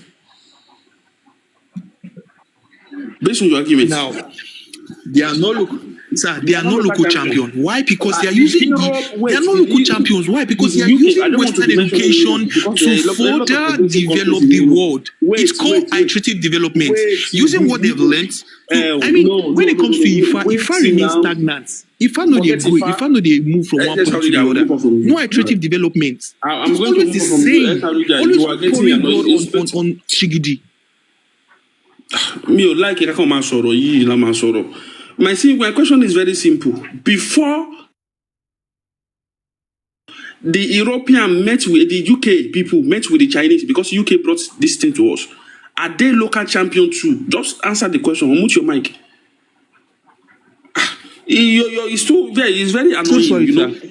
Are they before the Europeans met? Before the Europeans met with the Chinese, are they also local champion because they don't know how to write? They don't even have paper. Yes. At some point, we're all local champions. At some point, we're all local champions. Yes. But one thing you don't have arguments. Just say unto. Yes. At some you don't have arguments. What you say, you say joking. At some point, the Grecian Empire. I don't care. You said the European, the UK, they are local champion also. And the Chinese civilized them. Chinese people. At some point, yes. Yeah, now then move on. Your argument is baseless then. What is the next? Okay, let's talk about our society.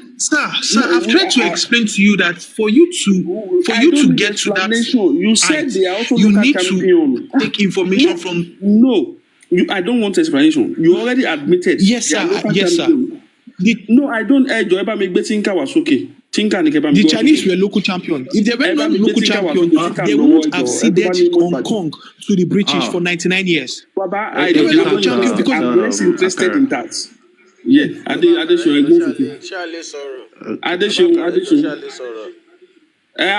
kó pa fẹ́ engagement la fẹ́, but ẹja lè lo 2-3 minutes. Adesho ń lọ kẹ́yìn náà dẹ̀ lọ.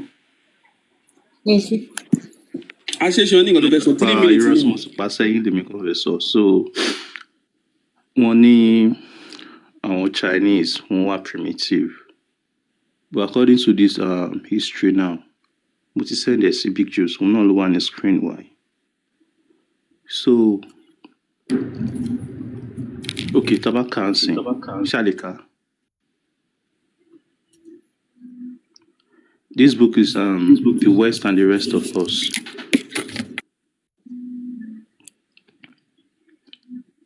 Okay.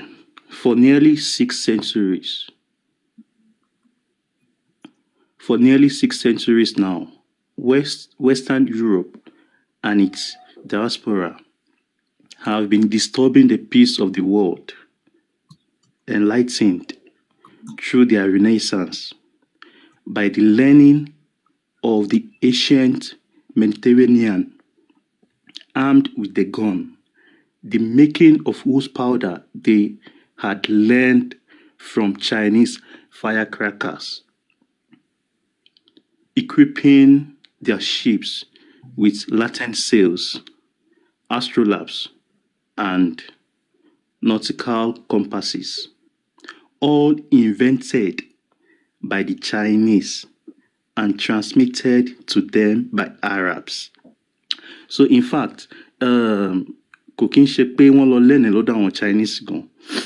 Àwọn Arab during trade, àwọn gan ni wọ́n lọ kó fún àwọn Europeans. So all these things, bí àwọn astrolabes, firecrackers, wọ́n fi ń ṣèbọn. Europeans wọn ò lè mọ nǹkan tó jẹ́ mọ́ tí ò bá ṣe nípa àwọn Chinese. Àwọn tẹ́ pè ní primitive ń sìn. So then, okay, another screenshot mo àfihàn wá nípa ti Christianity, like our missionaries, like they work together. Missionaries and all of them, and kò sí nǹkan tó ń jẹ́ missionaries, gbogbo wọn wọ́n wá exploit wa ni. So mi ò ní much láti sọ lórí ẹ̀. Mo kàn fẹ́ fi evidence lé wọn wá. If you want it, you can check it out. You can buy it on Amazon.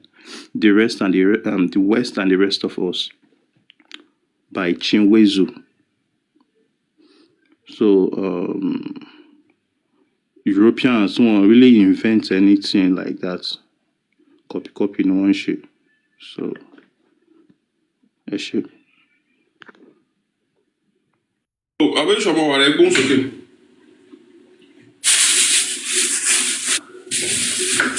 Abẹ́ ìṣọ̀mọ̀ wà rẹ̀ gbóhùn sókè.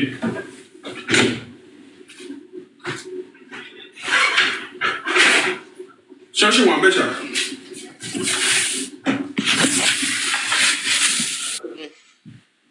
Àgbọ̀yà ń gbọ́. Lọ́yìn ní báyìí. Ẹ ṣeun. Nǹkan tẹ́mi kan máa sáré sọ̀rọ̀ lé lórí. Torí àwọn ènìyàn wa tán bá ti ń sọ òyìnbó nílá kò máa ń nira nígbà míì fún wa láti tètè píìkì àwọn nǹkan tán bá sọ. Èmi ò bá ní ká bí ọ̀jọ̀gbọ́n DSR guy kí wọ́n bá wa sọ nǹkan tó lóyìnbó ń pè ní education, ìyẹn one. Then kán bá wa sọ nǹkan tó lóyìnbó ń pè ní modernization.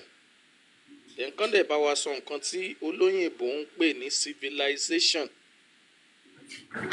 Tí wọ́n bá lè ṣe àwọn àlàyé yẹn fún wa, a mọ̀ bóyá truthfully nǹkan tí wọ́n ní wọ́n mú wá as educational system tó sọ pé òyìnbó mú wá, táwọn missionary mú wá, bóyá nǹkan tó jẹ́ gangan ni nǹkan tán mú wá. Because lójú tèmi tí wọ́n bá sọ wípé education, mo dẹ̀ rí wípé wọ́n ń try láti gbé, torí èmi mọ̀ pé wọ́n ń gègé ni. Wọ́n pe èdè kan wọ́n ní formal education, wọ́n pín láwẹ́ ni. Education is education. And kí dẹ̀ ni nǹkan tí òyìnbó ń pè ní education, tá a bá sọ wípé education, ó ní nǹkan tá a lè sọ wípé ìlànà tí wọ́n tò ní ẹsẹẹsẹ tí èèyàn fi lè mọ̀ nípa ìmọ̀ nǹkan kan ní pàtó, ó ní nǹkan tí wọ́n ń pè ní education. Kí ni nǹkan tó ń pè ní, tó lóyìnbó wá ń pè ní nǹkan tó ń pè ní, tá a lè sọ pé civilization.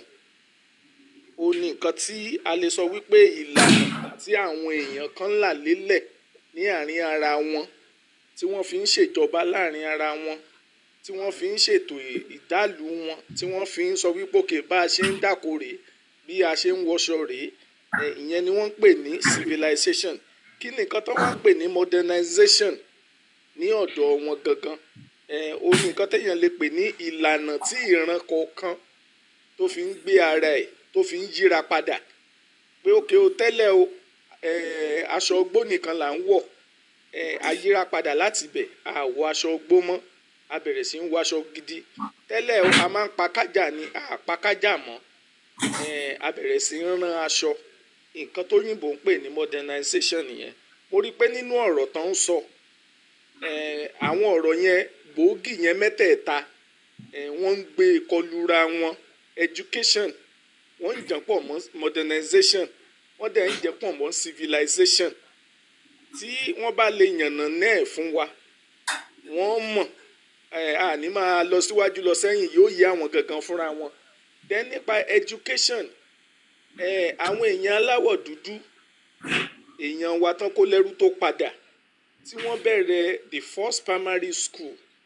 ẹ bá wa bí wọ́n léèrè kí ló dé tí wọ́n fi ẹ̀yìn wọn janlẹ̀ tí wọ́n ní kán lọ sinmi kí ló fà á tí orúkọ yẹn change kúrò láti Wesley the Methodist tó di wípé ó bọ́ sọ́wọ́ Anglican tán name orúkọ yẹn padà sí Anglican ṣé wọ́n lè sọ ìtàn yẹn fún wa ṣé wọ́n mọ̀ nǹkan inú mi dùn so far gbogbo àwọn kan tán sọ èyí tí wọ́n bá mọ̀ wọ́n làwọn ò mọ̀ because èmi ò ń láìkí kákan gbé ìtàn lérèfé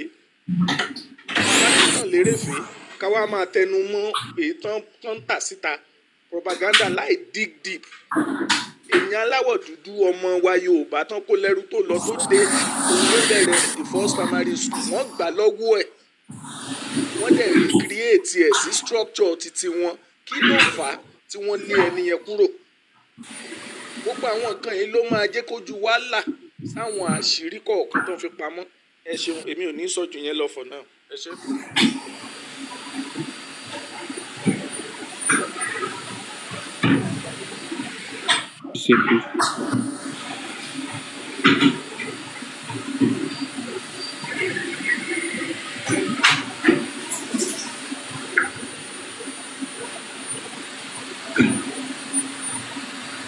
mo ti gúnlẹ̀ pẹ̀lú wọn àwọn point tèmi kàn fẹ́ highlight fún wa nìyẹn ẹ ṣeun. ẹ ṣeun sá.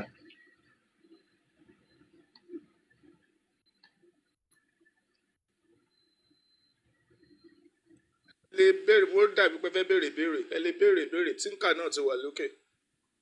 Sir, I heard everything you said, and I think you're communicating, or you communicated. But this is what I'm trying to explain. We had our rich cultures and tradition, right? We're doing very well. Baba, but you need to understand this. In your statement, you never use culture, education lesson. Because my education question he asked me, sir. Educational system. Because his question was about education, sir. We were local champion, not on Titi and Wayne. Now, if you are engaging on this three broad topic, SMC. Define education. Education from what in your own terms. Baba, can I? No, I ti move color here. Baba, you know what is song poto. You might want to. You might move color. Sir. I beg my last but SMC long time jari. SMC I fẹ́ sọ̀rọ̀ nípa in next 2 weeks. Mo máa pè yín. I fẹ́ sọ̀rọ̀ nípa how Ọ̀yọ́ is not a empire. How Ilé-Ifẹ̀ is the real empire, not Ọ̀yọ́. So I'm also all the SMC. I invite SMC on that historical SMC any Ọ̀jọ̀gbọ́n Olúṣọlá. So in terms of history, the real history, you need to go and follow Àwùjọ Ọmọ Yorùbá.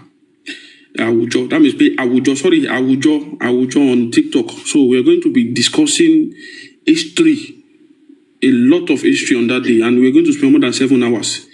It will going to be me, SMC, Eniowo, and Ọ̀jọ̀gbọ́n Olúṣọlá.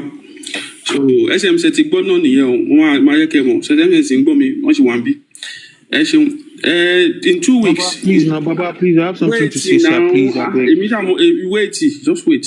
Now, this Tuesday, we are going to be doing history, but not our history. We are going to be doing how Catholics, how the Christians created Islam.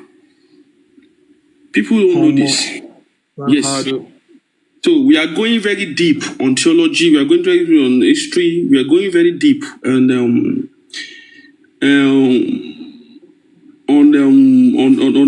why Islam is needed, to counter Christianity. Islam was created to counter Christianity, So without Islam, there will not be so progressive Christianity now. So people don't know this history. Roman Catholics, they created Islam. Roman Catholics, they created Islam historically. So Baba Father is going to be with us. If you have any, it's not true what we are citing, we allow constructive criticism. Just come up, engage historically, philosophically, anything you want to call it, we are there with you. So it's going to be me and Baba Father. We are going to be on that life. Baba Father is going to be the center of the knowledge base. I don't see Mama enjoying. So you might come and face it, I don't see Mama. So it's going to be the one. It's the one going to handle the history, and I will be moderating and doing genocy. So no, Yamulika will be moderating. Why me? I will be doing genocy. Sorry, I'm saying Yamulika and Kaku. Why do you want to bully me? You bully more appreciate you. So Yamulika will be moderating. Why will be doing genocy? Why Baba Father will be the main. So it's going to be on Tuesday. That is on the 2nd. From 6 p.m. in the evening, we are going to start, and we're going to do it for 5 hours, not 3 hours this time, because it's going to be very, very. I think official invitation to you to come on that stage also, so to join us with Baba Fadari. We can pay privately, but you can come also, please. So let's move on. We move on from the educational. The little knowledge is education, blah blah blah blah. Now purpose of that education itself. And then the visible or the benefits of that education in your society. Let's move to that, because those are your statements. If you want to, I want to message me saying, if you want to know where it's going to happen, it's not here. This is my private life. The organization life is going to be on Awujo. Awujo is different from Makaro. So you know Awujo mi onagbara, but it be agbara pogo. Abi fi biti shongo. So which journey is totally different thing. Awujo. How Christian created Islam. How Christian created Islam. How the Roman Catholics created Islam. Who is Muhammad historically? So that's what we want to do. So, SRD guy, can you tell us the observing benefits or in our society of that education you're talking about? What can we point to in our society today that education has brought to us that we are benefiting from? That's the second argument. Thank you. Go ahead. 5 minutes. Thank you very much. Okay, I appreciate you for allowing me to speak. So I read somebody saying that I said education is local. But first, you failed to understand what I was trying to paint. I'm going to reiterate. If I choose to stop at SS3 and I choose not to further my education, then I have placed a barrier in my education, and I might not be able to go beyond that because I said to myself that, you know what, I don't want to further my education. So here is it. In order for me to be so vast in different subject matters, I need to study. So this is what I'm trying to say. If the Yoruba people decided to say, okay, you know what, we are not going to accept. Understand my question. I'm going to join everything in. Just no, understand my question. We have already do that. Big Joes, I will hand over to you now. Big Joes, get a question you are available. Or please engage this guy. I will mute my mic. The question you said and I have addition or thinker we engage or answers to any other issue. I have my own philosophy is when we are doing arguments or we are engaging, once you say that means you don't know what you're saying. We move on from that. We have moved on from that because you clearly say Okay? Now, okay, Emma bring Bible verse. Okay, I will leave it to think our addition. What the results of that education they brought in our society? What are the results, the progressive results we can see that is affecting our society now? That is what I'm asking, not the education in itself. What are the results it's giving us in our society? Engage. Think I share one bit. Or Adeshe, let me end your time. So, yes, Oba Beishu, anybody who will engage, I reset your time. Let him finish and give us, then you can engage because I will be muted for like 2 hours again. So, in the quest for knowledge, you're going to encounter lots and lots of things on your way. If you want to acquire knowledge, you should be ready to learn evil and good. If you want war, if you want peace, rather, you need to prepare for war. If you want to gather knowledge, you need to be open to explore evil part of the knowledge you want to acquire. So I just want you to understand what I'm trying to say. You might not understand to the maximum, but this is what I need you to understand. If you want good, if you want a nation where there is no war, there is no evil, you should prepare to attack evil people. You should come up with ammunition. So here is what I'm trying to say. When it comes to education, in the quest to gather education, Western education, I think it's the best form of education anyways. It might not make any sense to you, but I think it's the best form of education. The Western education is so great. The Western form of education is so perfect. It's not outrightly perfect, but it's great. Now, it's great, right? And it has lots of loopholes. A lot of loopholes that individuals can explore. People can look at the laws and say, okay, you know what? There is a lacuna in this law. There is a O in this law, and I'm going to use this O against the system. So that is how it is. The Western education is great because we've seen the great thing that the Western education has taught us. We've seen a lot of things that we've been able to do using we've been able to invent rather using Western education. For example, 300 years ago, nobody could fly a plane. The Wright brothers sat down. They decided to use the theory of what theory did they use? I think they used the theory. I've forgotten this theory. I think theory of relativity. It was part of the formula that they used in creating the airplane. They used a lot of formula. So this is what I'm trying to say. It makes sense to sit down to use Western education to solve problems. It makes sense to sit down to use everything that Western education has to offer to solve life's problem. We have cars, we have planes, we have rockets.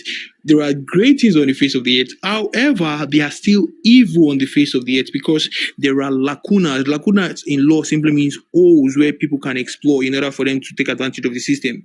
So in order for you to say, for you to say you want peace, you should prepare for war.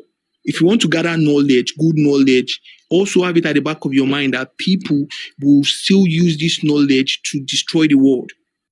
Some people do ask themselves, Western education help us to enrich uranium, to enrich warhead rather using uranium 256 to destroy humanity. This does not make any sense. You should use uranium to power your community. Why are you using uranium? Now, this is Western knowledge. It makes sense.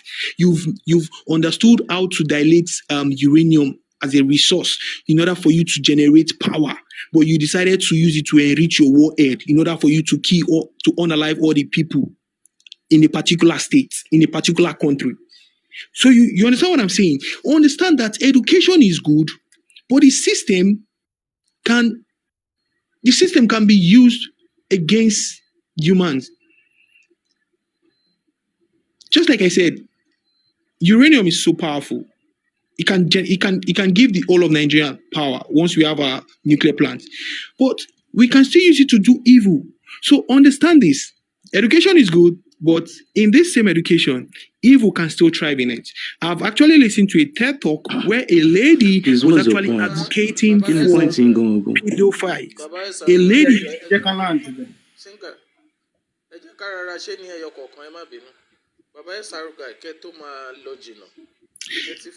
So I'm not going to tell you what Western education has done. I need you to sit back and understand that Western education has been good. Hold on, Baba. When you're talking, and when you listen, you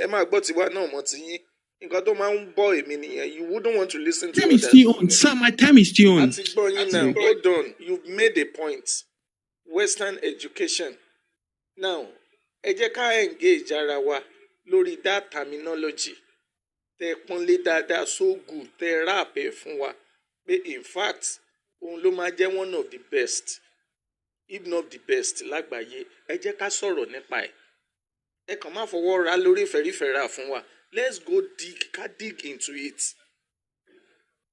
Ìgbà yẹn ni gbogbo wa máa gain. But when you just say ni bla bla bla bla bla bla bla bla, a máa lose thought. Ẹ jẹ́ ká dúró lórí ẹ̀ western education yẹn ká engage ara wa lé lórí.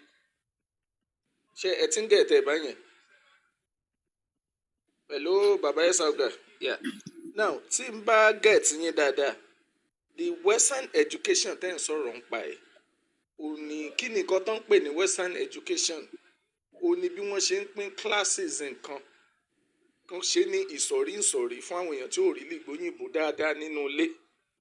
And nǹkan tẹ́ ń sọ yìí gan sí àwọn tó mú ẹ̀sìn wá to the Europeans or ká sọ pé to the England medieval period àbí àwọn kan ń pè ní monastic period that is 11th-12th century òní wọ́n create ẹ̀. For what purpose òní wọ́n ṣe create ẹ̀? Kí ló entails? Àwọn wo náà create ẹ̀ fún? Ṣẹ́rí tá a bá lè yànnà náà gbogbo àwọn eléyìí ó máa lè yé wa. But ẹ bá kàn gbé on the fẹ̀rífẹ̀rá tẹ̀ kàn ń sọ lọ bla bla bla bla. Kò ní sí máa engage ara wa. Ẹ máa wo nǹkan táwọn èèyàn kọ sínú chat room. Pé ẹ kàn ń bára yín sọ̀rọ̀ ni. You are not communicating. Nǹkan yìí during 11th-12th century náà introduce ẹ̀. Before then ẹ sọ̀rọ̀ nípa wípé wọ́n mix chemical pọ̀ wọ́n ń ṣe. Ẹni tó kọ́kọ́ bẹ̀rẹ̀ sí mix chemical, who was the person tó kọ́ pé bó ṣe máa mix chemical lélẹ̀ kó náà tó decide láti kó students ẹ̀ jọ tẹ́yìn pè ní western education lónìí in a classroom. Kí ló lead sí? Bàbá ọmọ ìṣòwàrà. Yà ẹ ṣeun. Ẹ má bínú kí mo ẹ má bínú. Ẹ jẹ́ ká ṣe bí eléyìí. Maybe kí SRG could define western education for wa. Right, Olóhùn ò fẹ́ define western education. The time láì ṣe kó fẹ́ define, ó lè define now. Kó tó define. SRG, open your mic. Because I fẹ́ learn ni, so kí wọ́n lè kọ́ wa. Then wọ́n bá mi add ilé náà sí. Purpose western education in Nigeria. Like kí ni purpose tí wọ́n fi create ẹ̀ gangan? Like táwọn missionaries fi create ẹ̀ kó bá wa sọ ẹ̀ náà sí. So that a máa lè kẹ́kọ̀ọ́. Ẹ ṣé o.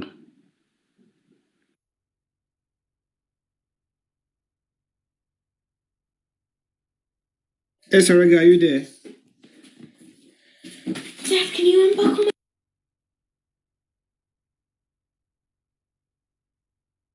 I'm trying to do something at work. So sorry. Okay, all right. So, shall they define what is Western education? Sir, Western education is just the normal formal education. Just the normal formal education. That is Western education. To read, write, and communicate. That is what Western education entails. Understand science, understand just few things. So, it wasn't for you to even go in depth. But in the long run, are you saying that the Chinese were not writing or communicating before Western education? Yes, Western education. Okay, great. So perfect. You now raise a valid question, and I should be allowed to speak for like the next 1 minute, please. So here is what you need to understand. So when you hear the word, listen, sorry, guy. Let's make this very interactive. If I'm asking you a question, yes or no, you don't need to explain to anyone. Everyone that's on this platform is educated. Okay,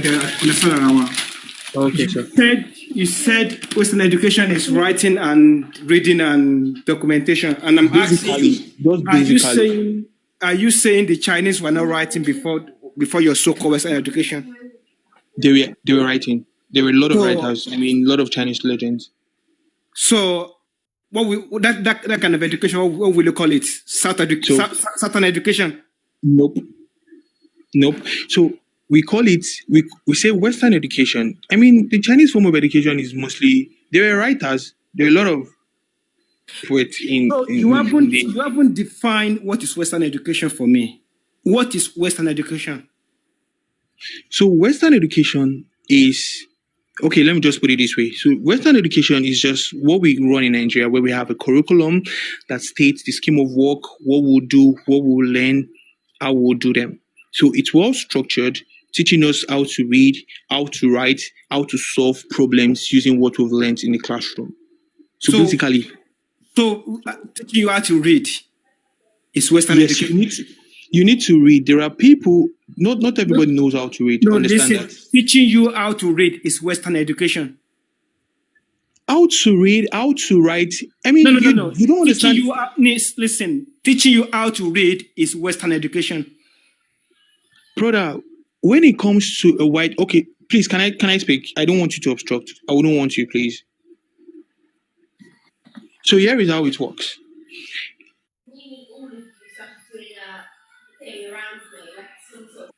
I beg, make I talk now. Should I go ahead?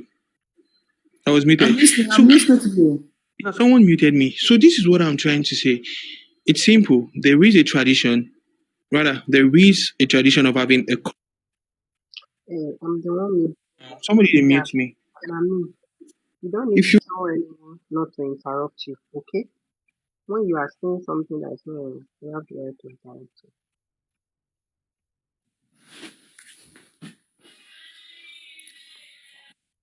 what did you say? Sorry, continue. Emma mute one more, Joe. Baba Tinker. What did she say, please? Baba mi Tinker. Sir.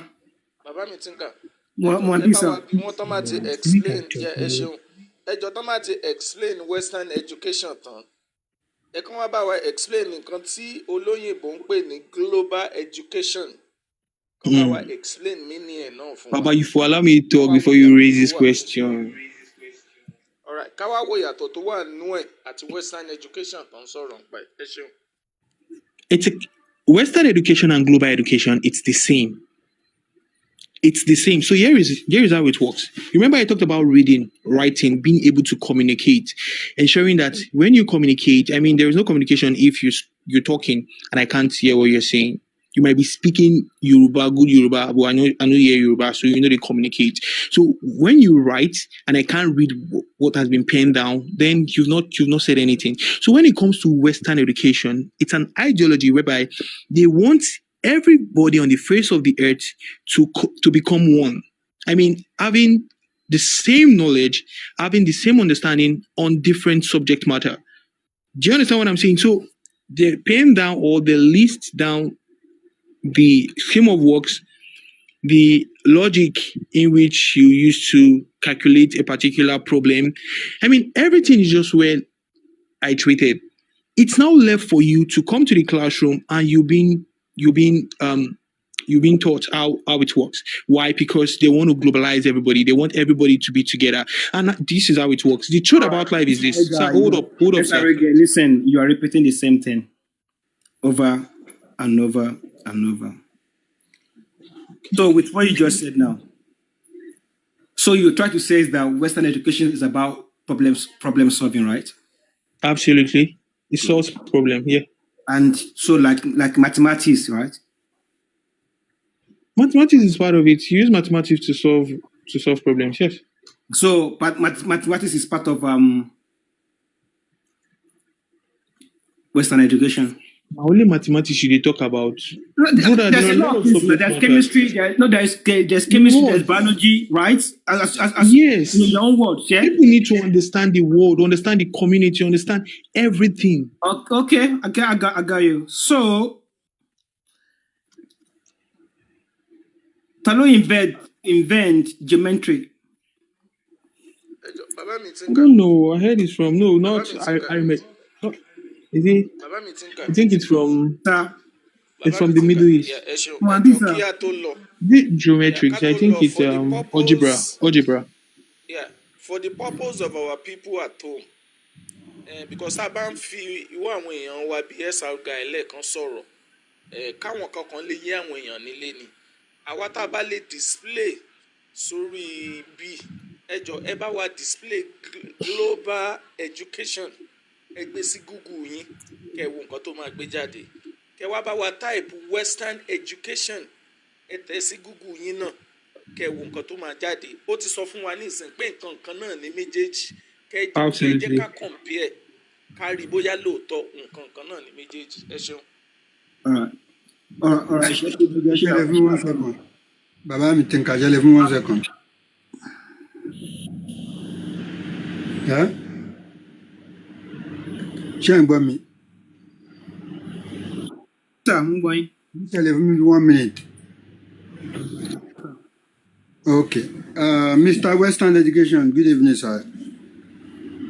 My name is Abimbola. My name is not Western Education. What's your name? Abimbola. Oh, you are Yoruba. Wow. I never knew. I thought you were from, I was thinking you were from America, the way you sound. Nice meeting you, Mr. Abimbola.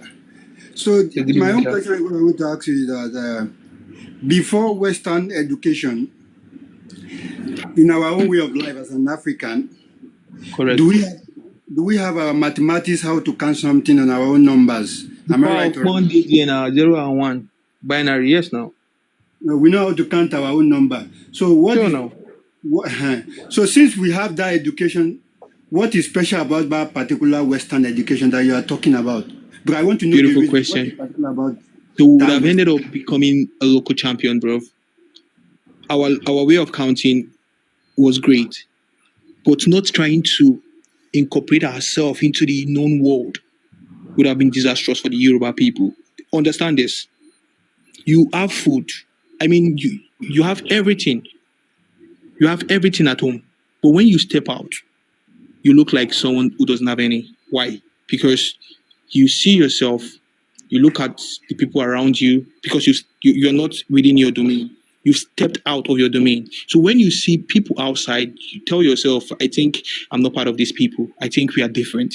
So we are going to be different from the rest of the world. And it makes no sense because it's a global world. We are supposed to understand things on the same pedestal. We are supposed to walk. SRG, please. You're supposed to. Please, SRG, I don't want to be rude to you. Please. You don't have to be rude to. No, you can't be rude to me. I mean, I reiterate, we're going to become a local champion if we choose not to embrace the world education. All right, listen to me. Listen.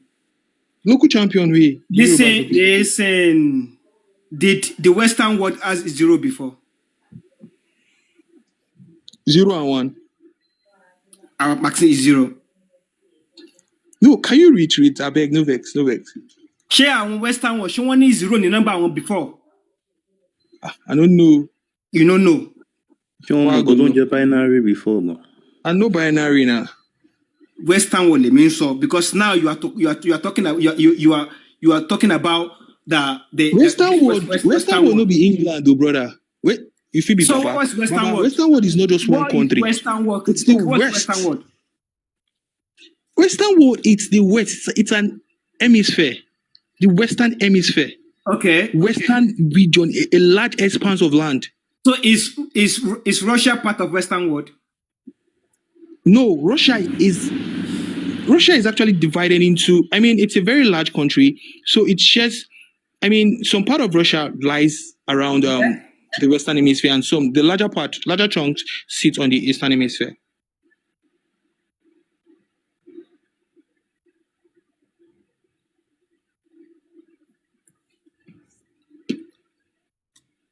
You hear me? You have not answered what I'm asking you. You have not answered me. I'm asking you. I responded, sir. No, that's not the response. Simple question. You speak English more than me.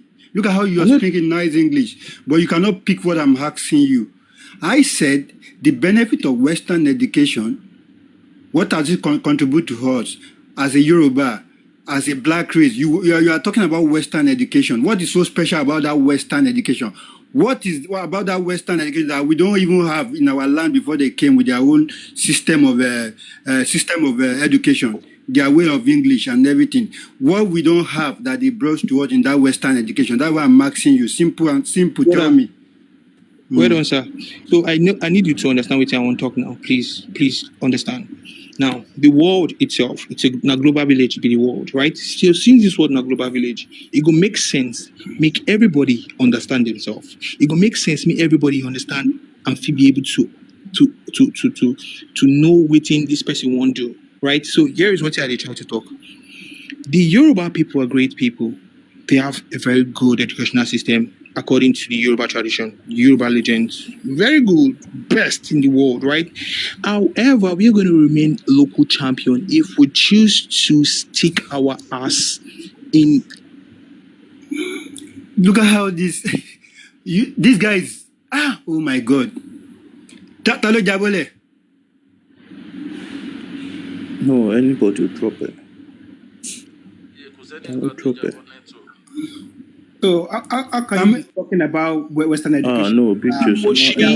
Most of the things, knowledge is acquired by other people. Babami, so if you were not being colonized by the Europeans who brought the English language to you, so you believe that the Indian, the Chinese, the Japan, the Korea in their own way, they are local champion. Brother, in their system how of education. are the Chinese? These guys embrace local. Stop I'm now, asking brother. you question. Stop If I choose to speak Yoruba, listen to me. Can you just listen to me? brother, I'm brother, asking you question. Mr. Just a simple question.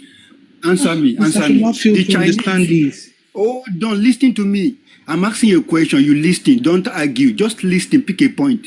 I'm asking you. The Chinese, the Japan, the Indian, they educate themselves in their own local language, and they do things in their own local language.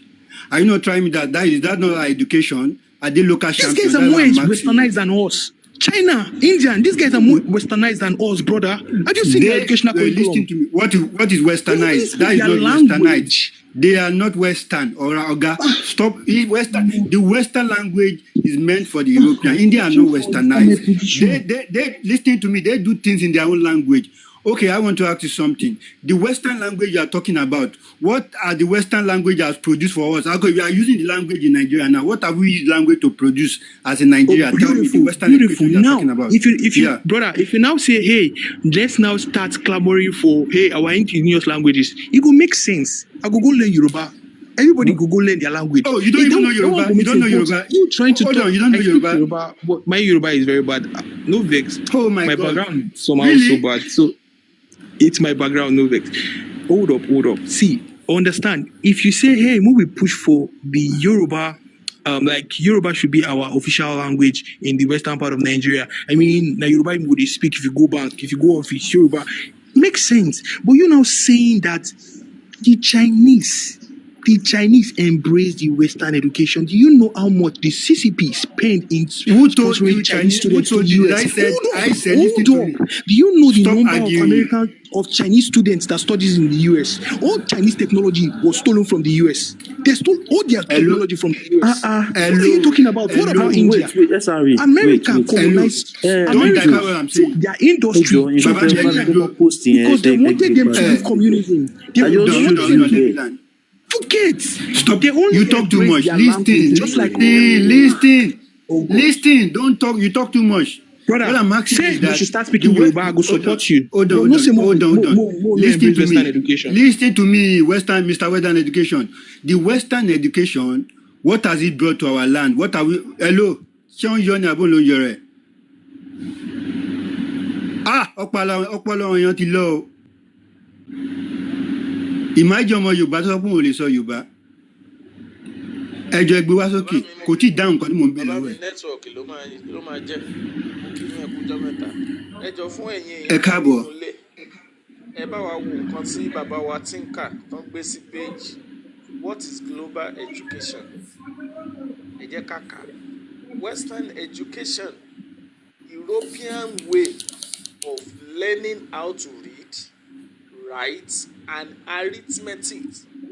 Ó ní nǹkan tí wọ́n ń pè ní Western education tó ń pọ́n ní bàbàrà.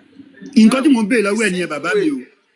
The same way nǹkan tó ṣe nígbà tó ń sọ̀rọ̀ nípa education tó mix education mọ́ civilization tó mix ẹ̀ mọ́ modernization tó mix ẹ̀ mọ́ science. Nǹkan yẹn náà ló tún ṣe níbi eléyìí náà.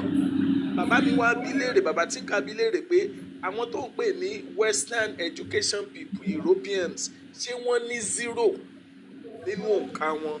Olóòmọ̀, ó mọ̀ pé wọ́n ní. Àwọn tó tẹ̀ sọ pé ó gbé civilization wà bá àwọn èèyàn yìí ti ní zero. Bàbá mi ọmọ èṣù, ẹ má bínú ẹjọ́. mo sáré take a break ni ẹ jọ gbogbo nǹkan tí a ti sọ ẹ fún wa ní lecture lé lórí because sometimes a ní láti engage náà so I kàn lè give lecture ká repost because àwọn tó máa padà nínú ètò wa lẹ́yìn tá a bá ṣe program yìí wọ́n pọ̀ ju oyè àwa tí a máa ń ṣètò torí àwọn ètò wa ní a máa ń sùn tó jẹ́ kó dẹ̀ máa lọ fún àgbẹ̀tò ẹ fún wa ní lecture nípa gbogbo kìíní ẹ má gbé wá sókè mọ́ ẹni ló ń drop ẹ̀ kó ṣe network because ó ń béèrè inú ẹjọ́ ẹ fún wa ní lecture ká fi record ẹ̀ náà ká dẹ̀ post ẹjọ́ ẹ fi bọ̀bọ́ yẹn lẹ́ẹ̀ jẹ́ kó lọ rest wọ́n ti ọpọlọ ẹ ti wà damage. And Yami Big Jones, the most funny thing is that it was I cannot speak Yoruba because my background, my Yoruba is not good. But you can speak Western, you can speak English, and then tell me what are the Western education you learn have produced for us. Because we have our way of counting. We have our own way of doing things, modelizing things, investing things, our ancestors, the way they provide. We have our numbers, everything. Language, Western education, the education you are talking about is just a language, how to read and learn, how to read and write and learn about them. It's just language I'm speaking. They did not taught you about the science in it. The science is different from the education. The education is just to learn and read about a particular of people. Which the Chinese, if they want to do anything, they do it in their own language. The Japanese, if they want to do anything, they do it in their own language. The Indians, they do everything in their own language. What is special about the Western education you are talking about? It's just a language. It's a colonial language that was taught you. They taught you how to read and write in their own way so that they can communicate with you. You don't even know what he's saying. Just talking trash.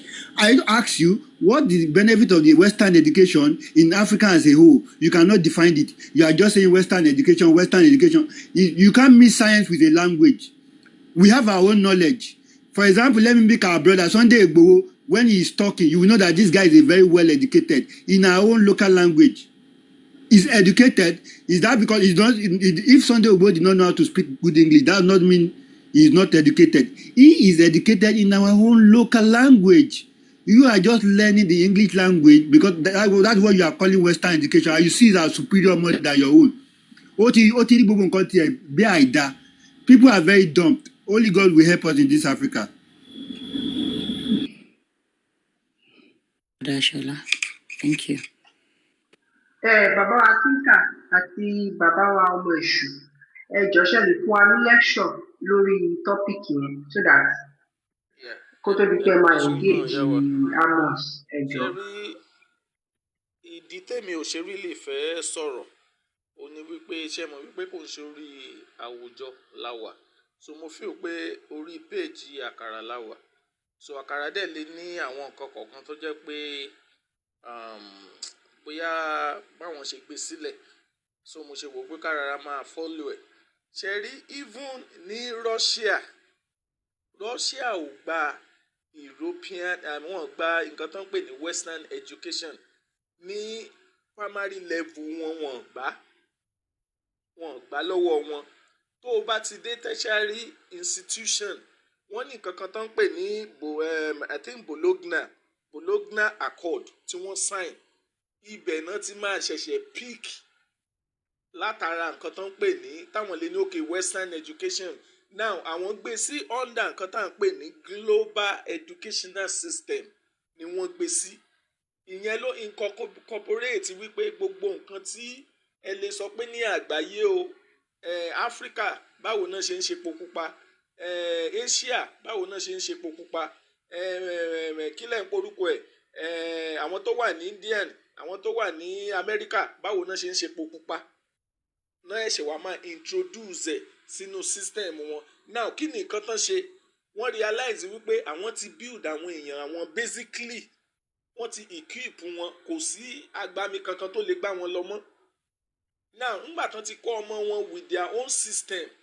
láti primary school wọ́n gbé dé secondary school wọ́n gbé dé higher institution now tó bá wá fẹ́ ṣe àwọn bachelor degree nǹkan whatever náà máa introduce nǹkan tán pè ní Bologna Accord yẹn sí system nǹkan tẹ́ ẹ fẹ́ kọ́ ibẹ̀ ló ti máa bẹ̀rẹ̀ sí ríwọ́ àwọn Chinese tó ń sọ̀rọ̀ ń pẹ̀ pé ó rí wọn ní America wọ́n wá ṣe program kan ó rí wọn ní Germany wọ́n wá ṣe program kan ó rí wọn ní Africa wọ́n ṣe program kan the basic thing tí wọ́n need wọ́n ti kọ́kọ́ kọ́ wọn nípa ìlú tiwọn gangan.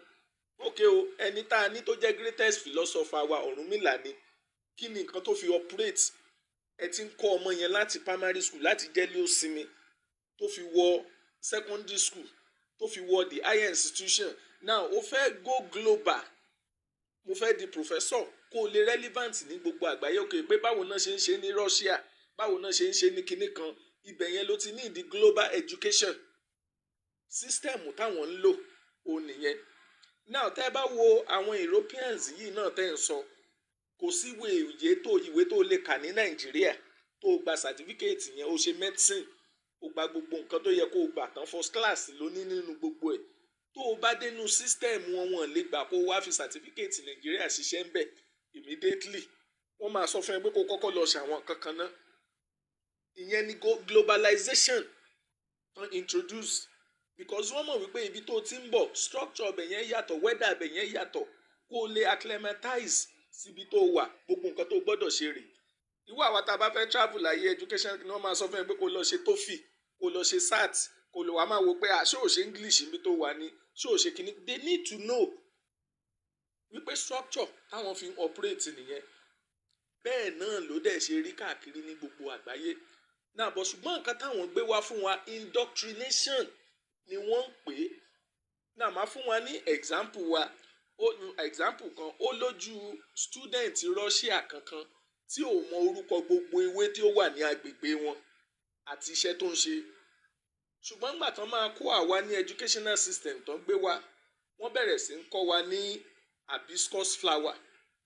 Of what relevant ní hibiscus flower ló jẹ́ sí wa? Wọ́n máa ní ká máa draw ẹ̀ nínú biology, òun la máa ṣe ní WAEC. Of what relevant ní hibiscus flower yẹn sí wa? Ṣùgbọ́n ní environment wọn lọ́dọ̀ títí wọn, hibiscus flower relevant sí wọn. Nǹkan tó yẹ kán máa jẹ́ ká kọ́ òun ni ewúro. Kí ni gúùdù ewúro fún wa, fún ara wa?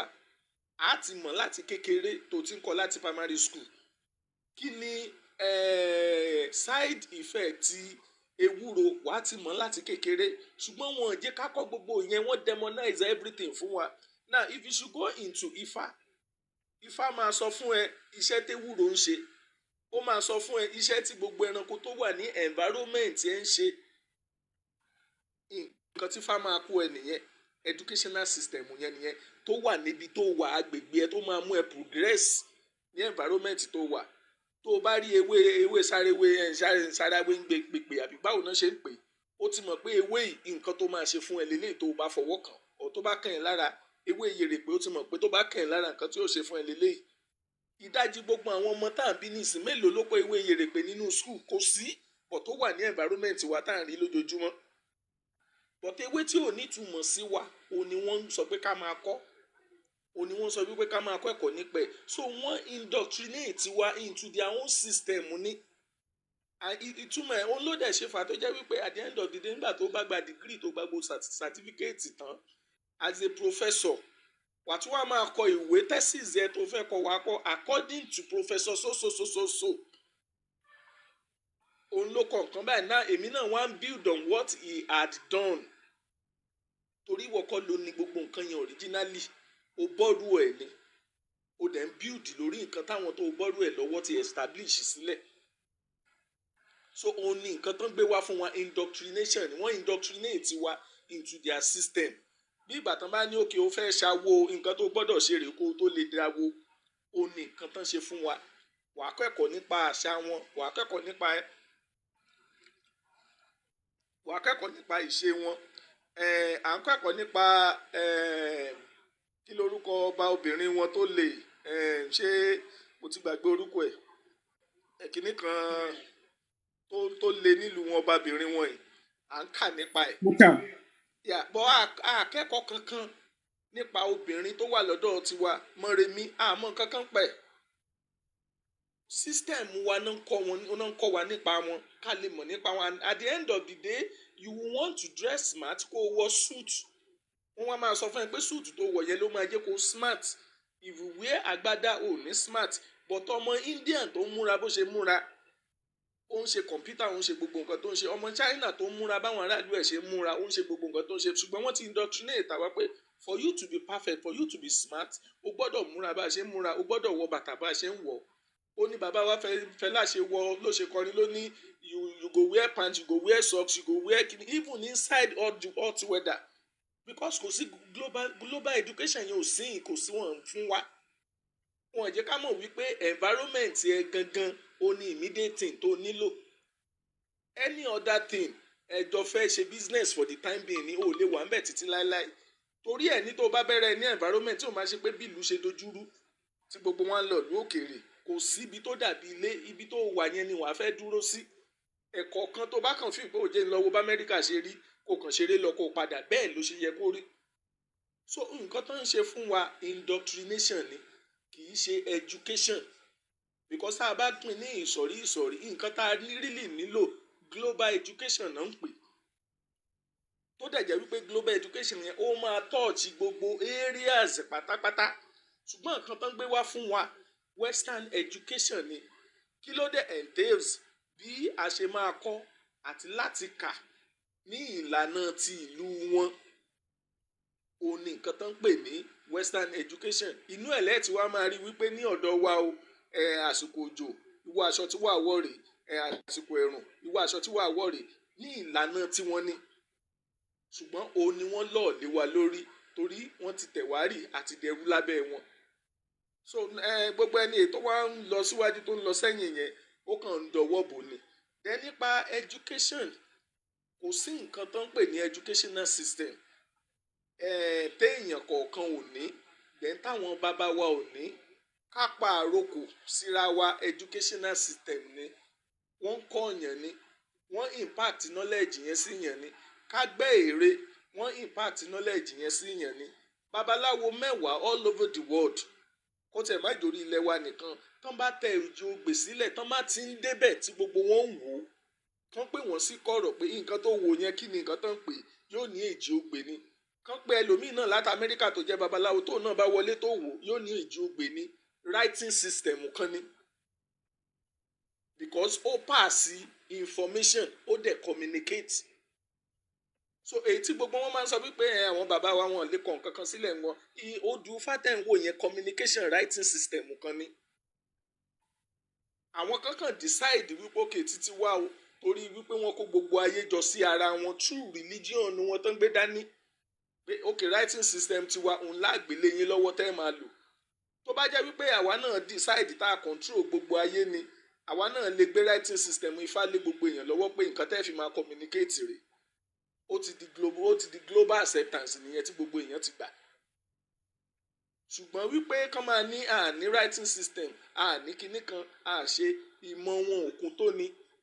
Wọ́n prefer láti bu ẹnu àtẹ́ lu àṣà àti ìṣe àti àwọn iṣẹ́ ńláńlá biribiri tí àwọn onímọ̀ ìjìnlẹ̀ wa, àwọn bàbá wa tán ti ṣe sílẹ̀.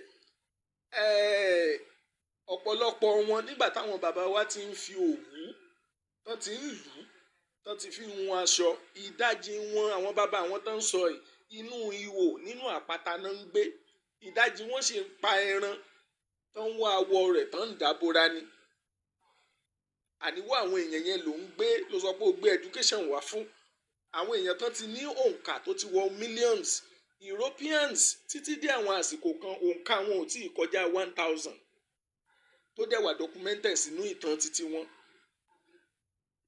Tí gbogbo wọn náà dẹ̀ mọ̀, tí gbogbo wọn mọ̀ láàrin ara wọn. So for someone to be coming here kó máa ní tí ìbá ṣe títí wọn ní barbarians là bá jẹ́, kò mọ nǹkan tó ń sọ ni. Àwọn bàbá wa ti ní ètò ìṣèlú, the governing system wọ́n ti ní check and balance wà ní gbogbo ẹ̀. Ọba lórí ohun gbogbo. Àwọn kan tún wà tán lè check excesses ọba.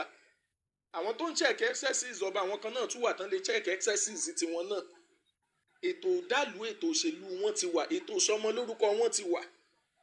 So kí wá ní nǹkan tó sọ wípé ó jẹ́ civilization tó mú wá fún wọn. Wọ́n ti ní their own way tán fi ń ṣe mechanized farming wọn. Then ìdajì wọn tán bá sọ̀rọ̀ nípa àwọn mechanized system nǹkan kan, wọ́n máa ń feel bí ìgbà tó jẹ́ pé látàyè Jésù ni wọ́n ti ní mechanized system wa, ìyẹn tó bá exist. Tá a dẹ̀ mọ̀ wípé kì í ṣàtìgbáyé Jésù of recent làwọn náà tó ṣẹ̀ṣẹ̀ ní ìdajì gbogbo nǹkan ẹlòmíì inú àwọn èèyàn wa tó ń sọ̀rọ̀ yìí wọn ò mọ̀ wípé ńgbà tẹ́ǹtì Ìbàdàn tiẹ̀ wà ìdajì gbogbo àwọn ìlú tó wà ní Europe tí ní television station kankan àwọn tẹ̀tẹ̀ ń wò tẹ́ ń sọ pé wọ́n lajú jù yín lọ nìyẹn níwọ̀n ìgbà táwọ́ lọ́wọ́ ti ń sọ fún wọn wípé àti ọmọ olówó ọmọ tálíkà middle man lower class everybody lè wà nù classroom kan náà kan jọ lọ the same school wọ́n ní ò possible torí in their system wọ́n bẹ̀rẹ̀ láti Catholicism kan kọ́ wọn bó ṣe ń ka Bible from there àwọn ọba wọn náà ń kó àwọn èèyàn jọ tó ń kọ́ wọn ní ìwé family olówó àwọn aristocrat àwọn ló ń ka ìwé tó mọ bó ṣe ń kọ́ wọn mọ bó ṣe ń kà á kó tó di wípé àwọn onísáyẹ̀ntìsì kan bẹ̀rẹ̀ sí ń gbé against wọn tó ń mú àwọn ọmọ wọn tútọ̀ sábẹ́ tí wọ́n ń ṣe mo ṣe ń sọ fún wípé 11-12 century náà bẹ̀rẹ̀ nǹkan tó ń pè ní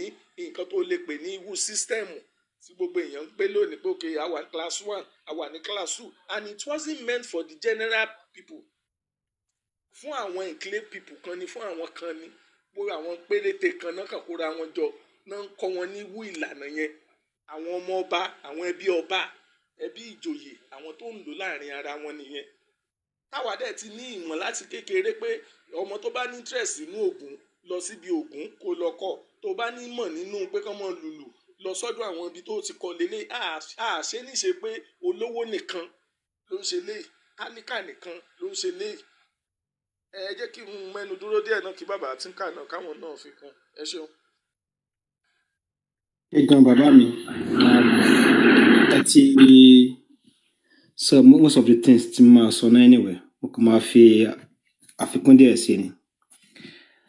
Ṣeré ní àkọ́kọ́,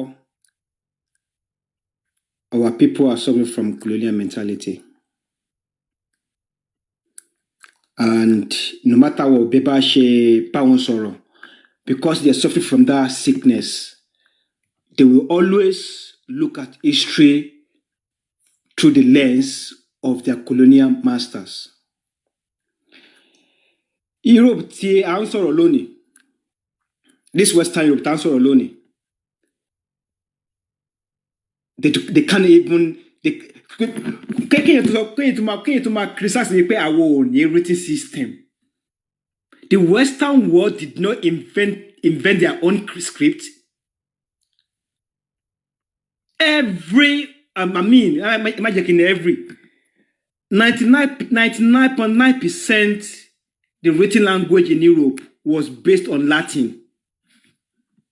Just like Yoruba was based on Latin as well, no? Then Latin as well was based on Greek, on Greek. And Greek was based on what we call Lebanese, that area today. They did not invent their own script.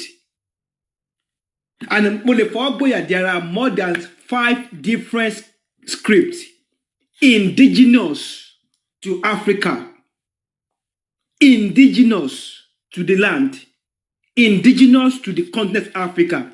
The West did not invent theirs, they copied it. English language is based on Latin, 60%. Now, let's go into architecture. Every architecture tí àwọn Europeans turn parade lónìí, everything is all based on Roman structure. Èmi bí mo ṣe jẹ́ ọmọ ọ̀fẹ́ yìí, ọ̀tẹ̀ ìjọ ọmọ Iléṣà tó jẹ́ ọmọ Ọ̀wọ̀, you can point to 1 or 2 things that your own ancestors don't invent historically. But the West, all their parade could do their cathedral. It's their cathedral and their castles. And all is based on the copy of the Roman structure. And Roma was taught in Egypt. And the Romans said that the Romans did not actually colonize the West. The Romans civilized them. The Romans called them barbarians. Why the Romans was actually respecting the Ethiopians and Egyptians. So, to bá sọ pé Western education, mathematics were in Western education, your so-called Western education, and if your 0 to 9 wà ńbẹ̀, tí calculus wà ńbẹ̀, tí algebra wà ńbẹ̀, tí algorithm wà ńbẹ̀, tí geometry wà ńbẹ̀, all those things was not invented by the West. So just because lẹ́nu 400 years the West were the kind of old power. In fact, this is the first time to hold the power. The human civilization is old. So somebody holding power for 400 years is nothing. And it's not going to last forever. Civilization rises and falls. The world does not start with the West and it won't end with the West. If you chose to if you chose to use your brain to think that they are superior to you, maybe that's the reason why everything is the way it is in Africa or in Nigeria.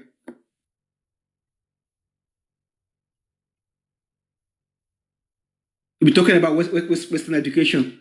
She Western education look bitter leaf.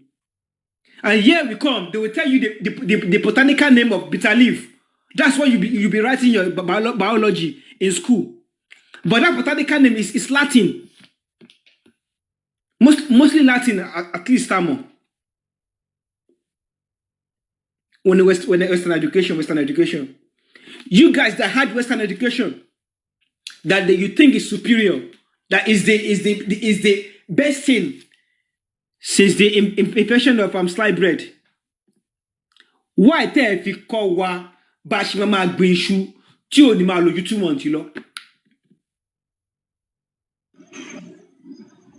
Àbí ẹ rò pé iṣu tá ń gbìn lẹ́ Yorùbá tán ń gbìn. Iṣu òwú kò wù nígbò. It's not a wild plant. It was years of breeding. That is the reason why lónìí tó ń ṣe ọdún iṣu. Why tẹ rò pé tó ń ṣe ọdún iṣu? Why? Why do our ancestors celebrate the New Year festival? Why? Because iṣu òkè wù nígbò. It's not something that happens or occur naturally. It is because of years of experimentation. We claim that this Western education is good, but kí la ti fi achieve? Kí la ti fi achieve? Mo believe pé the purpose of education is for you to survive. For you to use the education that you claim to improve your culture, to improve your society. But are we able to do that? No.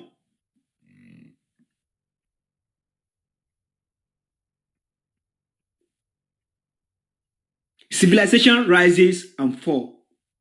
We had our own civilization. And the Western world, this Western thing, it's not going to be forever.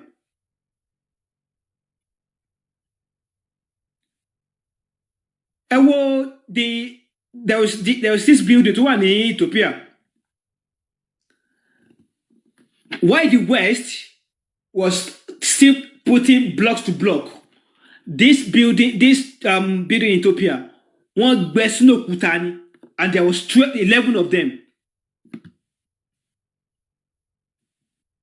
How many of you know that there is a pavement way in Ife in the 11th century? How many of you know that there is actually water system? And anybody to you can fact check me. At least, archaeology, there are there are things that we see, but we understand them.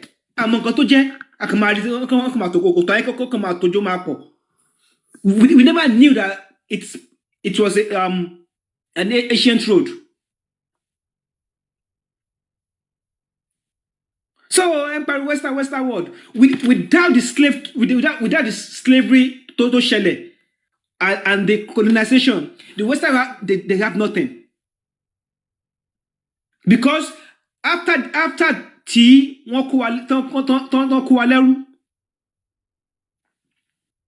from here to America, they became rich. And that richness, no push you want to see in industrial revolution. Without slavery, industrial revolution wouldn't have happened. Other charlatan want to stop with slavery because they are nice. No, they didn't stop slavery because they are nice. They stopped slavery because they need your resources. Because local from slavery is to encroach your land. Stop taking the people out of the land so you can use them to work the land. Then you can take the benefits because it's more profitable. And these people that came to your land, one have free education, they have free arayin. One should dominate. And you are smart.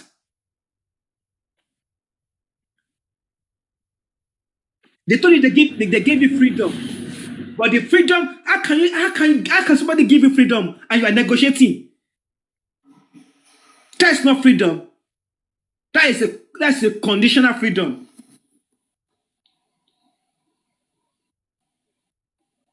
Is the same people that came to your land gave you a religion as well? And since then, gbogbo àwọn tó jẹ́ olórí wa, they've been locked away in colonial thinking. All their policies, all their doings. Nírọ̀lẹ́ yìí, I saw something on Facebook. Mo dẹ̀ láti fact check nìyẹn. So the entire Africa, one of the major suppliers of cocoa and coffee to the West. However, gbogbo nǹkan táwa rí lórí kìíní yẹn kò ju 2 billion lọ. Why Germany alone wọ́n earn 4.9 billion. Same with cocoa as well. Mo wá ṣe research for that, but kí ni reason why? Is it because our people doesn't want to, do something about it? More or less, there are some unfair trade agreement or unfair policies. Táwọn West gbé sílẹ̀. Even through IMF. And you think these people, same people, that they will give you something that will free you.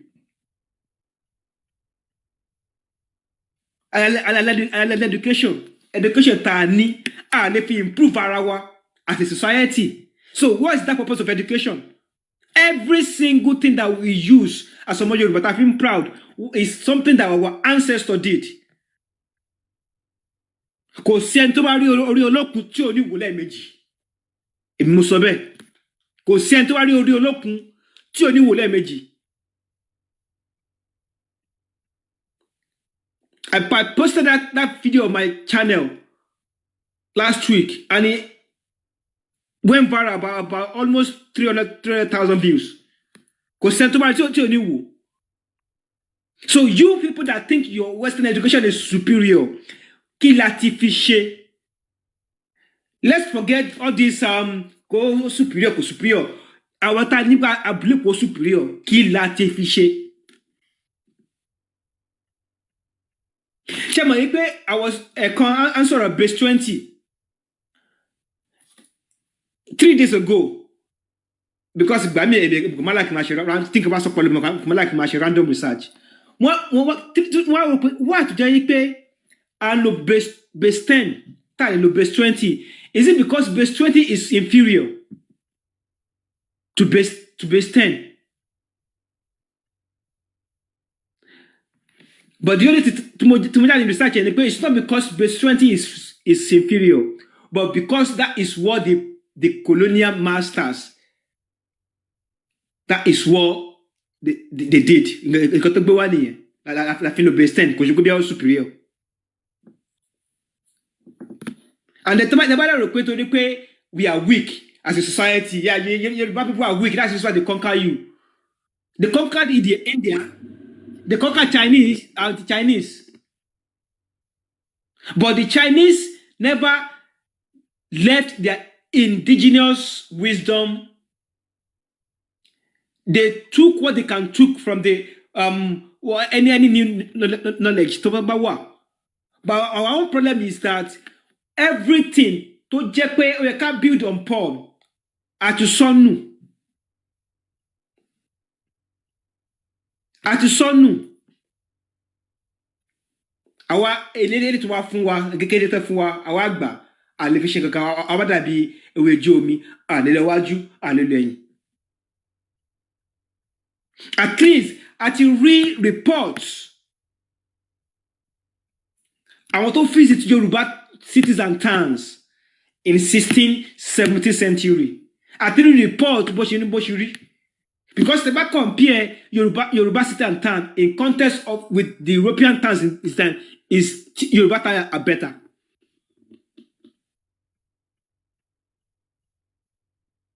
So by me, àwọn man fi ojú 21st century on man way history, Asian history.